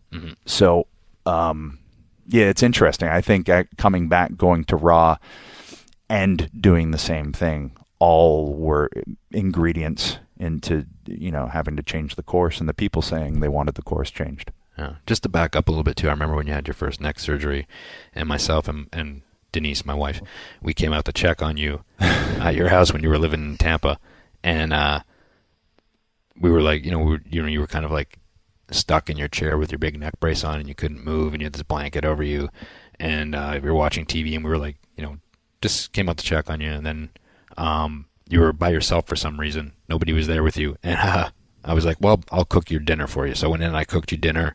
And we came back to serve you your dinner, and you were asleep in your chair. And I was like, we had to be somewhere. I can't remember what it was, but we were like, so we took this table and we propped your dinner up beside it on it. So when you woke up, your dinner was there. And we put a little top on it so it stayed warm. And we left, and I don't know if you remember that or not, but I do. The only reason I remember it is because I woke up the next day at noon. Oh, really? Yeah, and I remember looking at the clock. I was like, it's interesting. Was it still warm? It was bright again. So I thought it was the same day, but it wasn't. You guys came over at about dinner time, and I passed out and basically woke up the next afternoon. Yeah. But that's what it's like, especially the first week after surgery. It's like all you do is just lie there. Yeah. And I remember, I think going into surgery I was about 245. Within a month I was 205. Yeah. And just wasted away, because with that surgery there's nothing you do. You just sit there and your body atrophies, and especially when it's used to going at a certain rate and going to the gym and all of those things, it was really alarming. I remember, I've seen pictures back from that time because Rhino would come visit me. There's pictures of Rhino in a muumuu sitting beside me while I'm on the couch in my neck brace and just emaciated looking. I remember I had this, when I had my shoulder, I also had a torn labrum and needed surgery. Had the surgery, and they put this nerve block. Oh, those are weird. And they said they shoot a needle in somewhere in your neck. They shoot it in your neck to freeze the nerves that were running down the arm. So he's like, when you wake up, you're not going to feel anything. You won't feel your arm at all for, could be 12 hours, could be 24. You'll eventually get the feeling back, but you're not going to feel anything for a little while. So it was one of those ones where I actually had the surgery, and it was in Tampa, and I was home that afternoon. So, woke up, didn't feel anything. They kept me for a while. Came home, laid in bed. You literally could have put my hand on a table and stabbed a knife through my hand, and I wouldn't have felt it. And that's I just remember, freaky. And I remember my neighbors were doing trivia at this pizza place. And I never got, because I was always on the road, I never got a chance to really hang out. We're up close with our neighbors, and they're like, they invited, if you guys feeling up for it. And I was like, Denise like, maybe we should go. I said, you know what? I feel great. I don't feel anything. Let's go. Like, we never get to go do this stuff.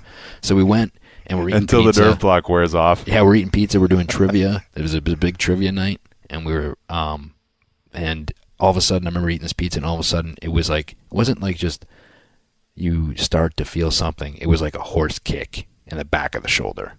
All of a sudden, my eyes were wide. I turned and looked at Denise, and she looked at me and she said, "Are you all right?" I was like, "No, we have to leave right now." And that was the worst pain. That was your first surgery, correct? No, it was my second surgery. Second surgery. Yeah, okay. I had a pec tear. The pec was my first one, but I remember coming home, and I don't like taking like pain pills and stuff like that. Like, I just, because I like to know where I'm at, and I feel like that kind of slippery slope too. Right. So, I just deal with it. And I just remember that night being so miserable, and I was just like laying in bed, like just throbbing and just in so much pain, like sweating and like, but it was just from nothing to just like from 0 to 100. I just remember that, and it was, man, that was bad. Yeah, the nerve blocks are weird. I had a carplectomy done. Gosh, I guess it was last year now. And that was kind of one of the residual effects of the career. And I knew at some point I'd have to get it cleaned up and taken care of. And just from years, of grinding it down, because my right wrist, anytime I moved it would for about 15 years would just sound like, well, it was bones grinding in there. So I got it looked at. WWE sent me up to Pittsburgh to the Steelers guy, and they said, okay, well, here's where you're at.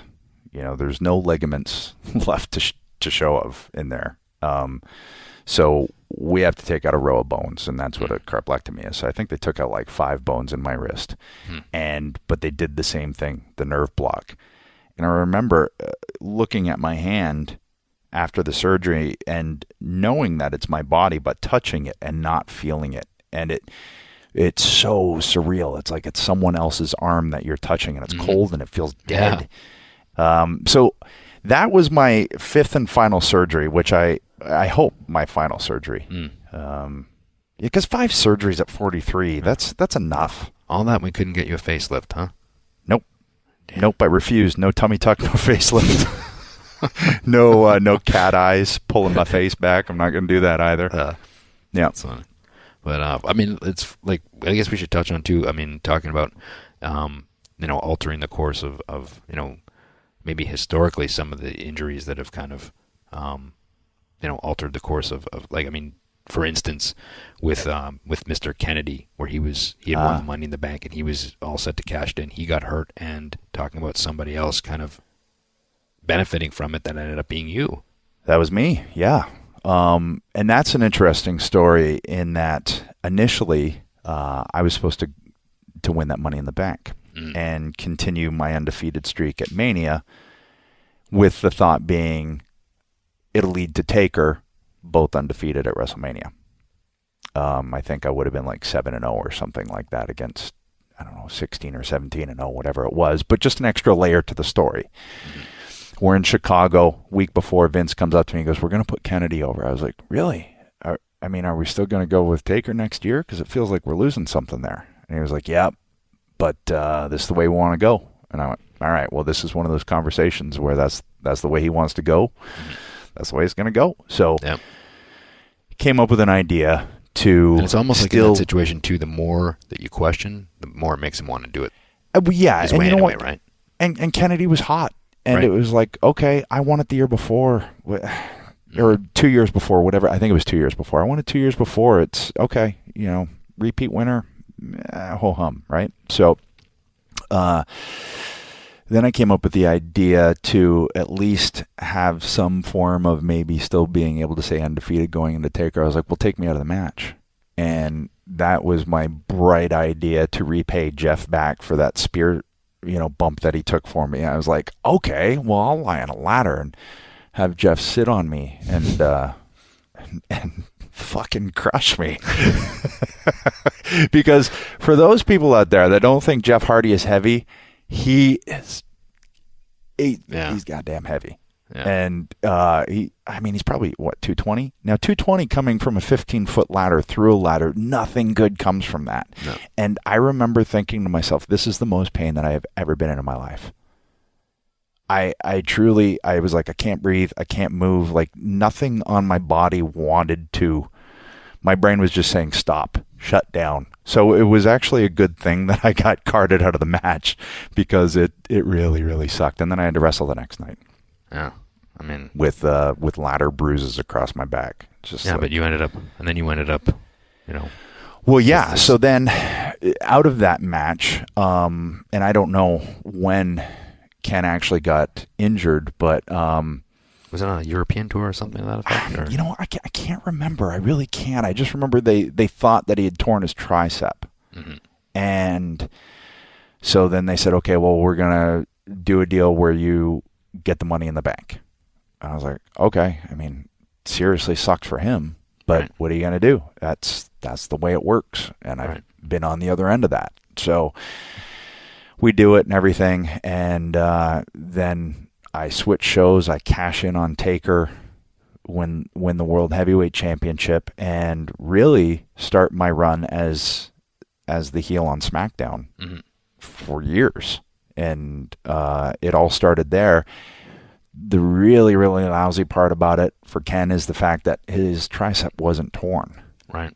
It was just deeply bruised. So give it 2 or 3 weeks and it would have been A-okay. Yeah. And the thing is, too, it's like even a series of unfortunate events after that kind of derailed him, and he never got back to that level again, which was like, what would have happened if kind of cooler heads prevailed in that situation and just said, well, let's just see what we got here in a week or two. And then... and that's where it becomes tough on the prognosis and the diagnosis you get. Right. And kind of what the prognosis is. It's like, okay, well, probably going to have to get surgery. And you get told that so often. Yeah.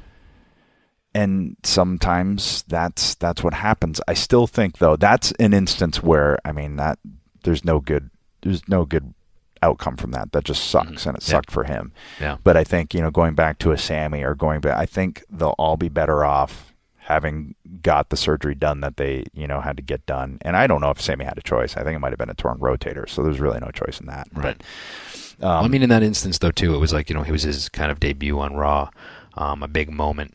It wasn't necessarily like what we're talking about with Kennedy, where, he was about to kind of break the glass ceiling that we hear about so much, in a sense, and kind of get through to that main event level. And like I said, he never got back to that. So, yeah. It's kind of like I said, it happens. But it's tough in those situations where, there's an opportunity and it's a big one that's missed. And it's got to be a tough one to get over. Yeah, and then on the other end of that spectrum, like you said, I benefited from that, and it's like, okay, I saw it and I pounced. It's like this is what you got to do. So it can be a very, very tough situation. Right, but from that also, you were on your way to being, and it's so hard these days too to get legitimate, real heat where people actually hate you, and you were on your way to getting that, and you were the only heel that had that in the entire industry at the time, where people legitimately hated you, and that kind of got the ball rolling on that, if I'm not mistaken. It was already, it had already started, but it helped. But it definitely built from there, and then going over to SmackDown and, cashing in on Taker and doing all of that. And you know what? I think Taker had a torn bicep, and he did the cage match with Batista. It was in Pittsburgh. And then Mark Henry came out and laid him out. And then I came out and cashed in, just like total vulture. Right. But I remember, Taker had a torn bicep, and I remember thinking, man, bless his heart, this is the last bump he has to take. Yeah. Because he works a cage match with a torn bicep, and then, went and got it fixed. Yeah. There's so much stuff even now that, Taker nowadays wouldn't work that match. They wouldn't let him. And I think that's a good thing, personally. You'll have your old school purists and, back in my day they were tougher and this and that. And Yeah, well, I see the way those guys walk around now. They don't really walk. Right. They just kind of shamble around or use a walker and need a wheelchair. So well, it's like anything really, too, the styles change too, right? Like it's a faster paced. I don't want to say more physical, but it's more of an athletic style now, where it's constantly moving as compared to back.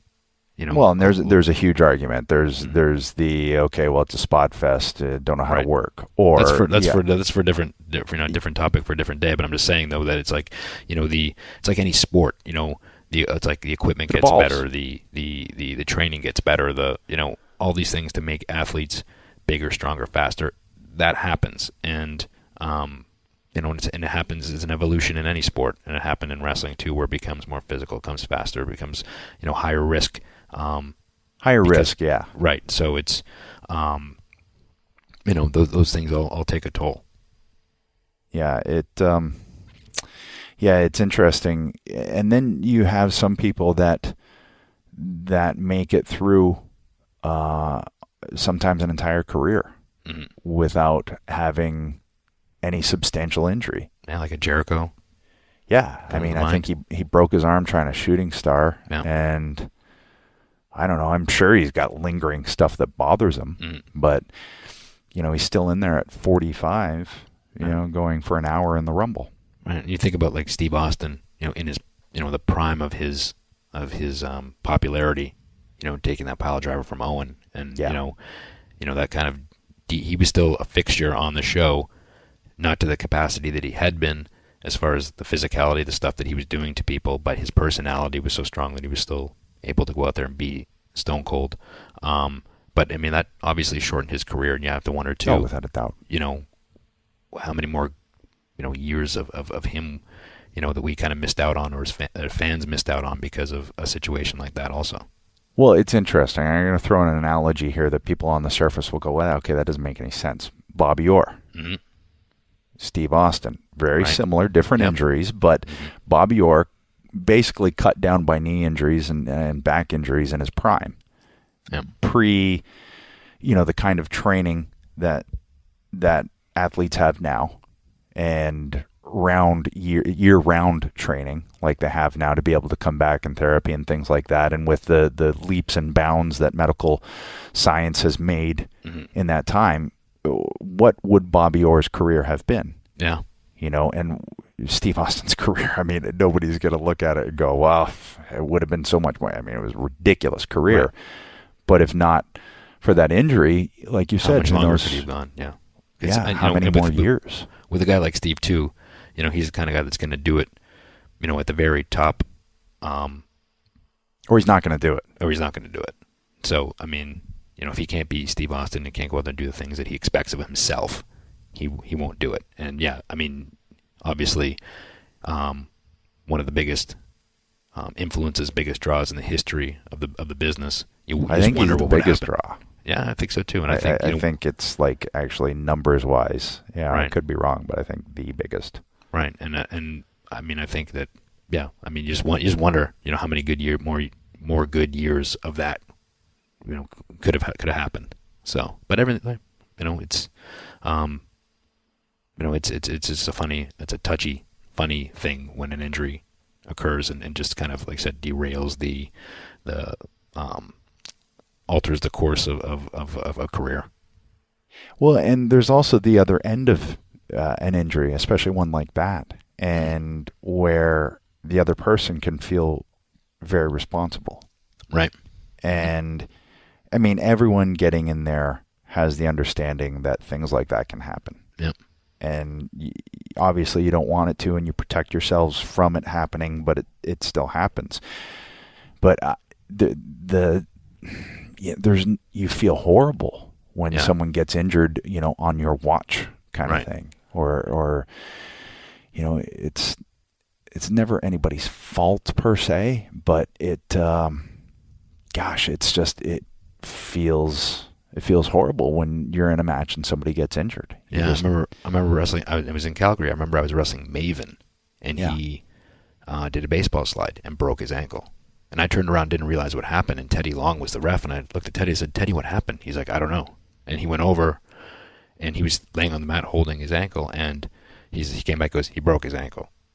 And I went, "Oh, like 1,000 thoughts run through your head when you're on live TV, right? Like da da da da, and then it was just like I don't remember what we did, but we did something quick and went home and we finished the match, And after that, man, I didn't care the quality of the match. I cared about how hurt he was, and that if he was going to be all right. Yeah, you feel terrible about it, even though I didn't physically touch him. He baseball slid through my legs, and it was a freak thing that happened. But it happened on, you just happen to be the one in the ring, and you don't want that to happen. So, and in a weird coinky-dink, didn't you on a baseball slide years later get a high ankle fracture or high ankle sprain? So this is what happened. So we were wrestling in Belgium, and I was wrestling Sheamus, and same thing.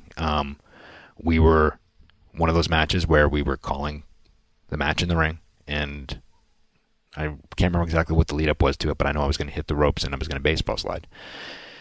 And I baseball slid, and my toe caught the mat. Your toe. And my toe caught the mat, and my body kept going, and my foot stayed there. And I heard a crunch. Never a good combination. No, I heard a crunch, and in my head, and it's funny when you're really hurt, you're trying to be like act like you're not hurt, and when you're not hurt, you're really trying. You're trying to act like, oh yeah, I'm messed up. So it's like, so it's the only industry where that happens, right? So I'm like, I feel it, and I'm like, this can't be broken, right? I go to stand up, I put weight on it, and I drop. And I was like, in my head, I was so calm. In my head, I was like, I broke my ankle.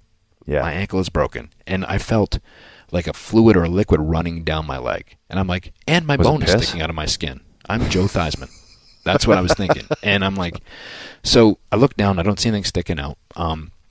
Same thing. Sheamus turns around and has no idea what's going on.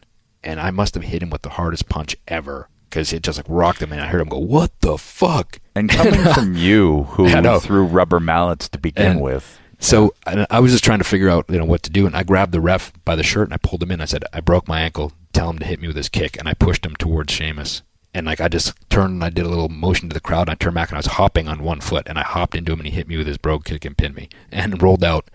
And that weird building in Belgium where when you get out and you go up the ramp and you go through, it's not like there's like stairs to go down. It was like a ladder almost, because for some reason, like to get up on the stage to go through the curtain, it was like 6 feet high for some reason. So you actually had to climb up like a little ladder to get up to go through the curtain.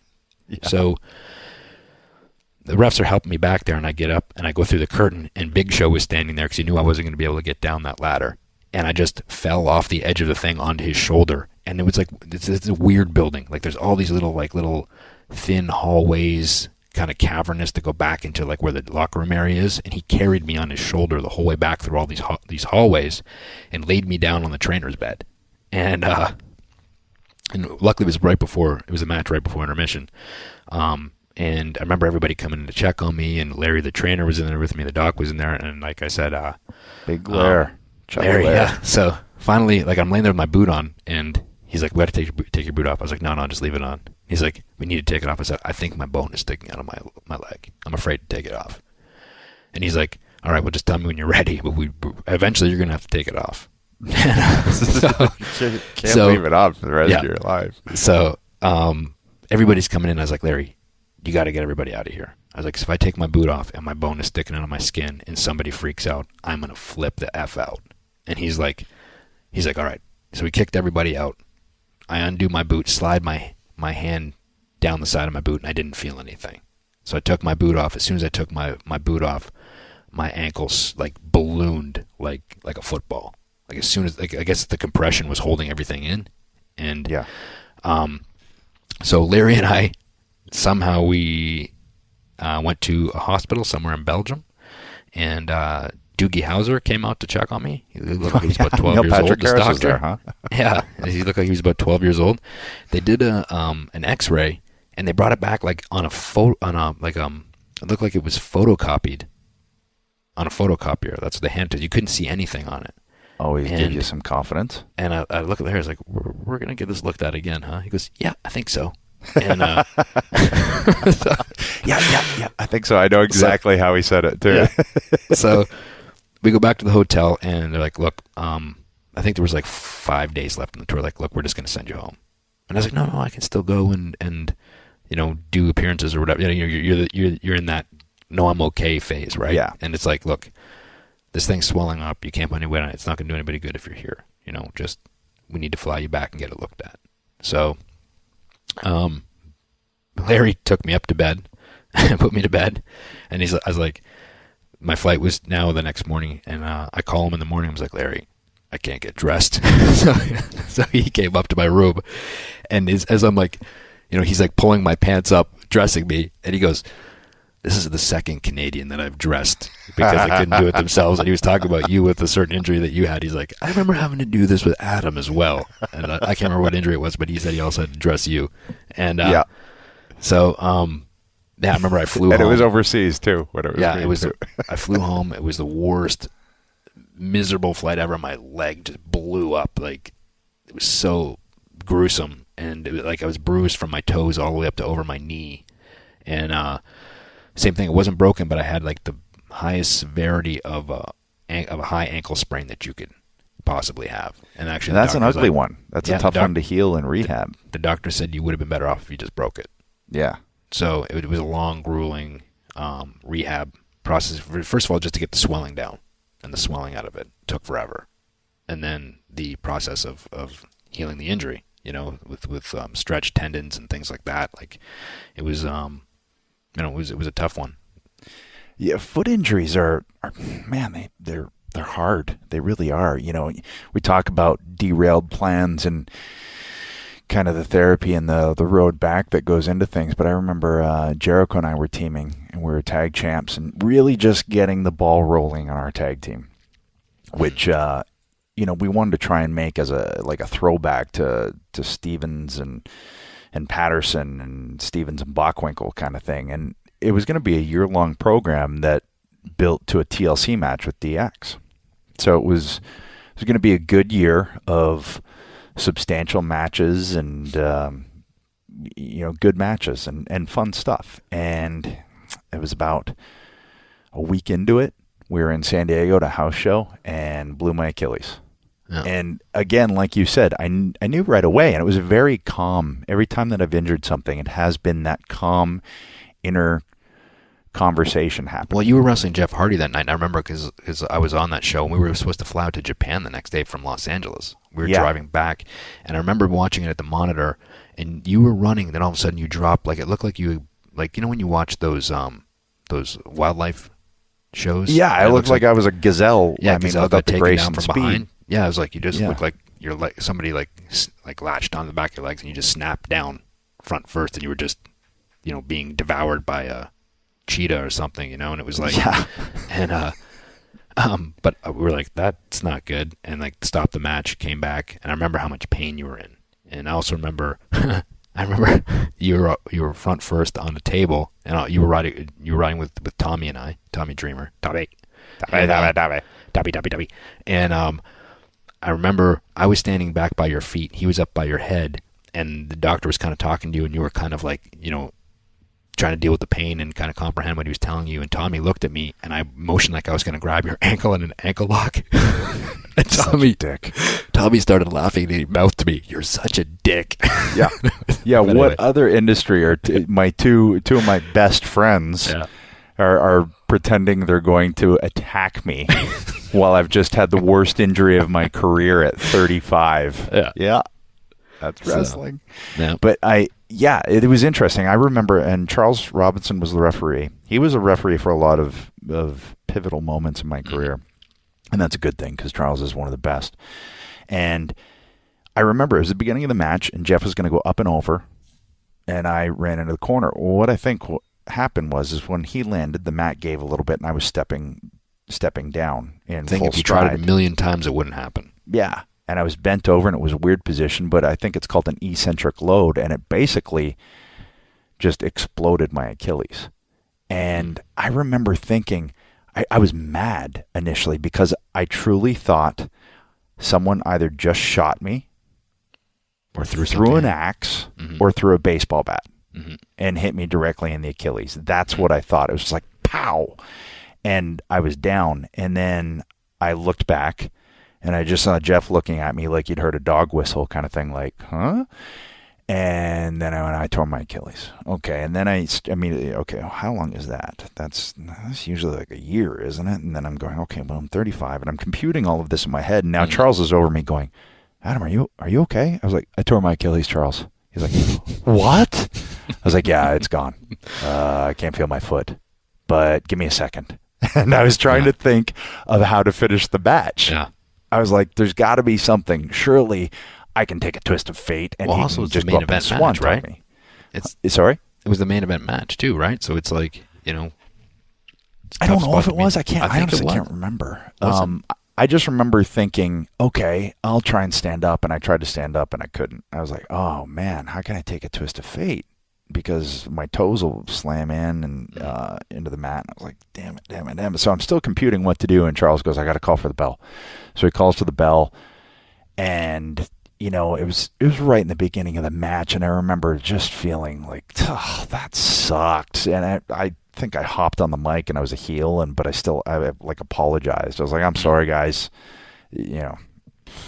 What do you do? And then getting to the back and going, okay, this is an Achilles, and that's no joke. And I remember you guys driving me up to LA that stopped night. halfway, or somebody was bringing you a boot or something halfway. Like they called Yes. from a doctor and they pulled off on some random exit, and the guy like fitted you for like a boot that was going to stabilize your leg until you got home, and then we like kept driving to LA.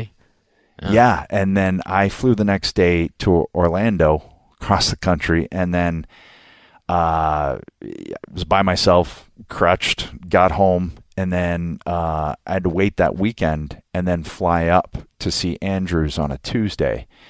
And, I just remember I think it was a Southwest flight because there was directs from Tampa to Birmingham, and having a whole row and just sitting there by myself with my foot up with a torn Achilles, crutching through the airport, going, come on, man. Like, what is going on? So sure enough, I get there. He gave me the warning. He was like, this one could be it. You're 35. This is not an easy injury to come back from if you're 25. I was like, okay, all right. What are we looking at here? He said anywhere from 8 to 12 months is usually a safe bet. Okay, all right. So I got out of surgery. I had the walking boot on. I had a cast on for a while. Your foot's like purple and everything. It was by far the worst to come back from. And then I got in a walking boot. And then eventually, once I got that walking boot off, we went after it. I called my buddy Todd, who's a therapist up in Toronto. He flew down to my place and just stayed at my place. And we basically, we woke up and he would do, hands-on active release therapy to get some blood flow into it since it didn't have any for essentially 3 months. Yeah. And then I would do sprints in a saltwater pool. Then we would do single leg exercises, and then eventually I would go hop in the ring. So as you mentioned earlier, I was on that thing working it for 8 hours a day, right, to get back. And then I got it back in 6 months. For an Achilles at 35, that was pretty. My cardio was not where it needed to be when I came back, as was evidenced in the Royal Rumble when I came back, but. I didn't fully feel back to me until about WrestleMania of that year when I worked Jericho. I think it was in Phoenix.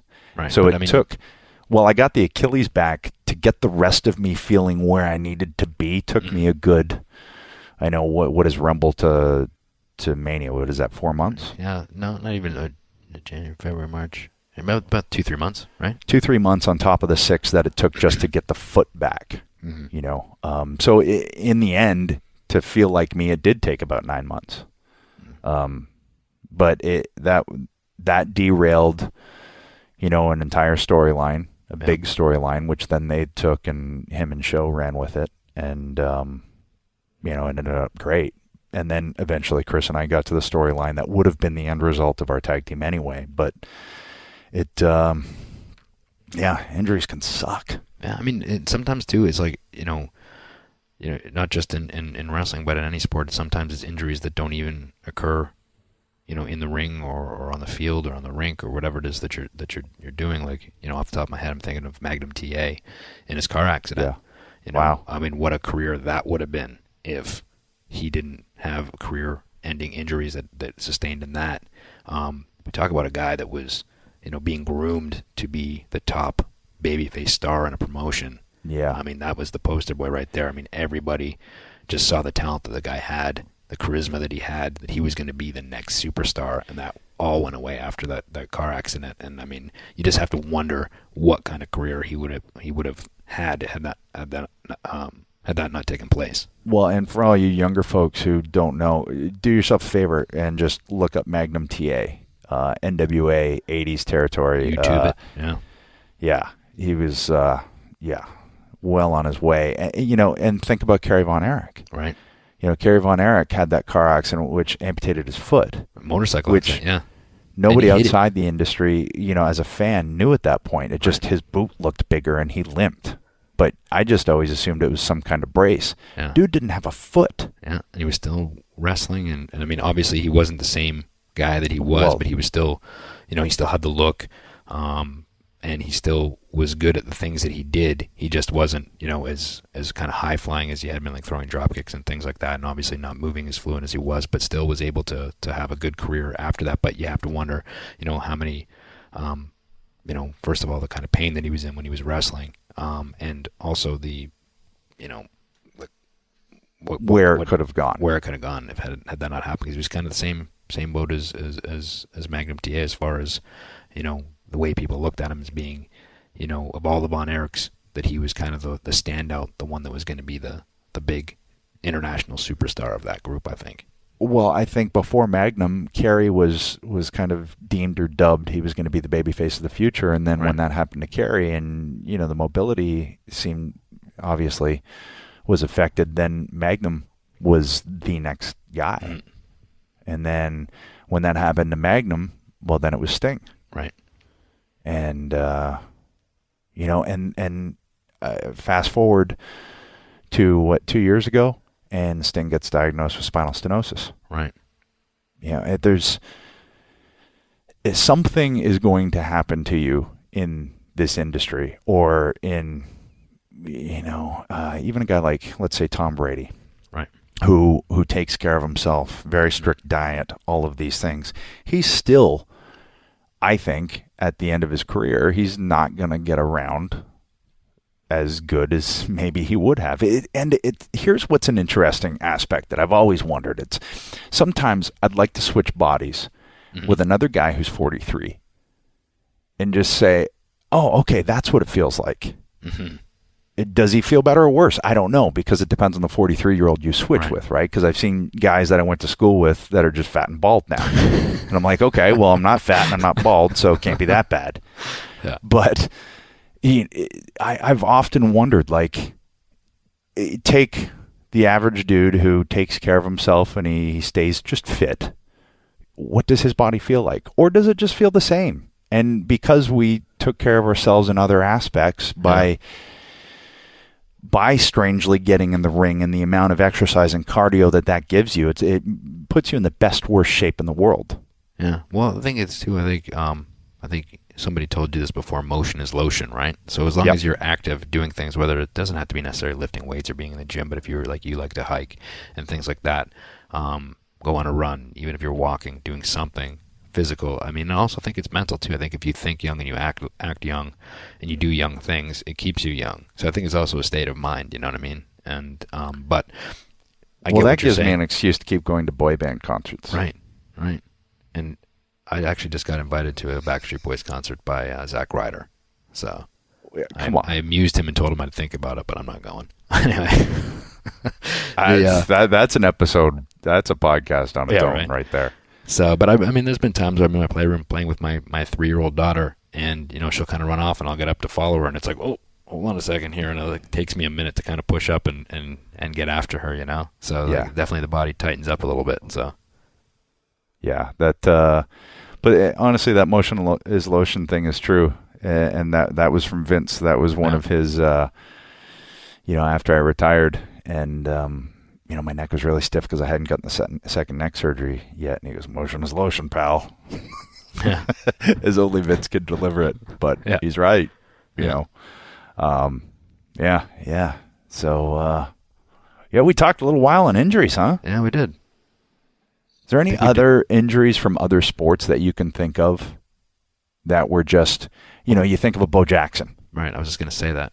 But yeah, I remember watching it. I actually remember watching that game and just seeing him kind of take that step, and it kind of jacked his hip a little bit, and he kind of limped off the field. And I was like, that was weird. And then it was like, I don't know if he came back in that game. I can't remember if he did or not. But I remember hearing that it's like, a couple weeks later that it was like potentially like career-ending injury, and it just looked harmless. It was just funny how the body works and how like just a freak thing can kind of, like I said, alter a person's career. I mean, he came back to play baseball after that, but he never was able to play football again at a high level like that.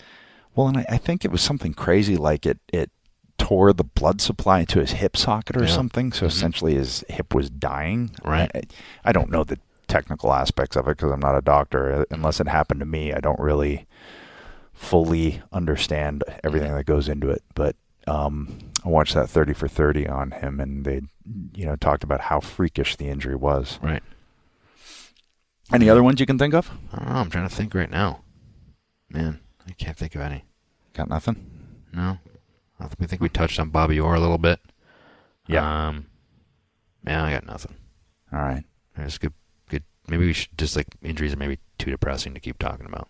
You think so? I don't know. It's kind of interesting, I think, to get a little bit of insight about, the rehab process or what was happening. Like you said, people see, the injury happen on TV, and then, it kind of morphs into what it's going to be storyline-wise, but they don't see the pull the curtain back, what happens on the other side of that, what it takes to get back and things of that. I don't know how depressing it is, because you look at it from the aspect of, okay, the hard work that goes into it, so the audience can now bite into, okay, that dude or that woman is tough because they came back from this. And it really does toughen you up. Yeah. It there's just no way around it. If you come back from, I don't know, pick something. What Balor just had done, like 8 different things or whatever it was. I saw a tweet where he put on his coffee cup all the things that were injured, and I was like, damn. You got to have respect for that person because they come back to a very, very turbulent, high-impact profession from something like that. So I think there's positives that can come from it. Sure. I mean, I think that at the end, if you're a mentally tough person and you want to get back and be better than you were before the injury, I think definitely. You know what it does? It makes you mentally tougher. Mm-hmm. It makes you mentally tougher. It gives the audience a new respect for you, and those are the things you gotta bite into and cling on to get you through. I guess you could say it puts a little chip on your shoulder. Oh, callback. Yeah. Oh, I don't think it gets any better than that. I think that's where we end this bad boy. All right, let's do it. All right, Bird. Well, that was our chat on injuries. I'm going to see you in London. We're going to see all of our hosers. We're going to see all the peeps and the edgeheads at the London Film and Comic Con tomorrow. By the time this drops, we will see them tomorrow and Sunday. We will. And you Looking can forward to it. Get some photos and all that good stuff. Ask us, whatever you want to ask us in person that you might want to ask us on the pod. And who knows? Maybe we could do a Q&A with some folks. Yeah, to put on the show too, and we could record it and put it on the pod. Maybe we'll do that because we're doing a little Q&A session there too. Yep. Hey, real quick, I did see one more question from our line of questions, and it's from Tony R. And this is a good question from Tony at Tony Drumbum. With that Twitter handle, I got to answer. I could use some dad advice since wife is going back to work, and it'll just be me and the baby with wide open eyes. Now, I've been there with 2. You've been there with 1. Yep. Just be prepared. Have the dad bag ready, full of diapers, full of diaper cream, always full of snacks. And, if you prepare the night before once they go to bed, if you have the bag prepared, if you have everything set out, get whatever bottles you need set out, get it all done. Because once the meltdowns happen, you're there. Done. Yeah. So that would be my bit of advice. I wanted to get out there to Tony Drumbum. Yeah, that's good dad advice right there. A bum drum. And I echo that statement. So, but and once in a while, enjoy it. Yes. Enjoy every minute of it. True, Even if which it's can hard, enjoy it. Hey, it can be difficult at times when you got a screaming kid in your ear and you can't figure out what it is, what's going on. Although I will generally say it seems to be, one of 3 or 4 things. It's either change the diaper, teething, hungry, or tired. Yeah. You're usually safe with any of those. Just try any one of those. You should be good. But go through the list. Okay, not eating. Okay, check the diaper first. And go on down the line. You should be good, Tony Bum Drum. Tony Drum Bum. Good to go. I like Bum Drum better. Drum bum, bum drum. Yep. All right. Good luck, Tony. Let's get out of here, Edge. What is the rush? Why you don't want to talk to the folks? You're too good for them or something. You want to get out of here. You're just like, I got to go drink my tea with my wife in England and act cultured and wear Burberry and Wayne's tooth coats. That's what you want to do, huh? Yeah. Your little monocle and your top hat. Yeah, I walk around dressed like Sherlock Holmes. It doesn't seem to throw anybody off. But nothing like living up to every stereotype that Americans and Canadians have, but British folk, right? Yeah. All right, let's get out of here. Oh, okay, Christian, I guess it's time. We better get going. We better get rolling. It's been a long show. It's been a really, really, really long show. I don't know why you do that. You're embarrassing yourself. Oh, come on, baby. It's time to end the show. It's time to cut it. It's time to pull the cord. It's time to get the hook. It's time to exit stage left, baby. Matt, pull it right now. Oh, come on, if you will.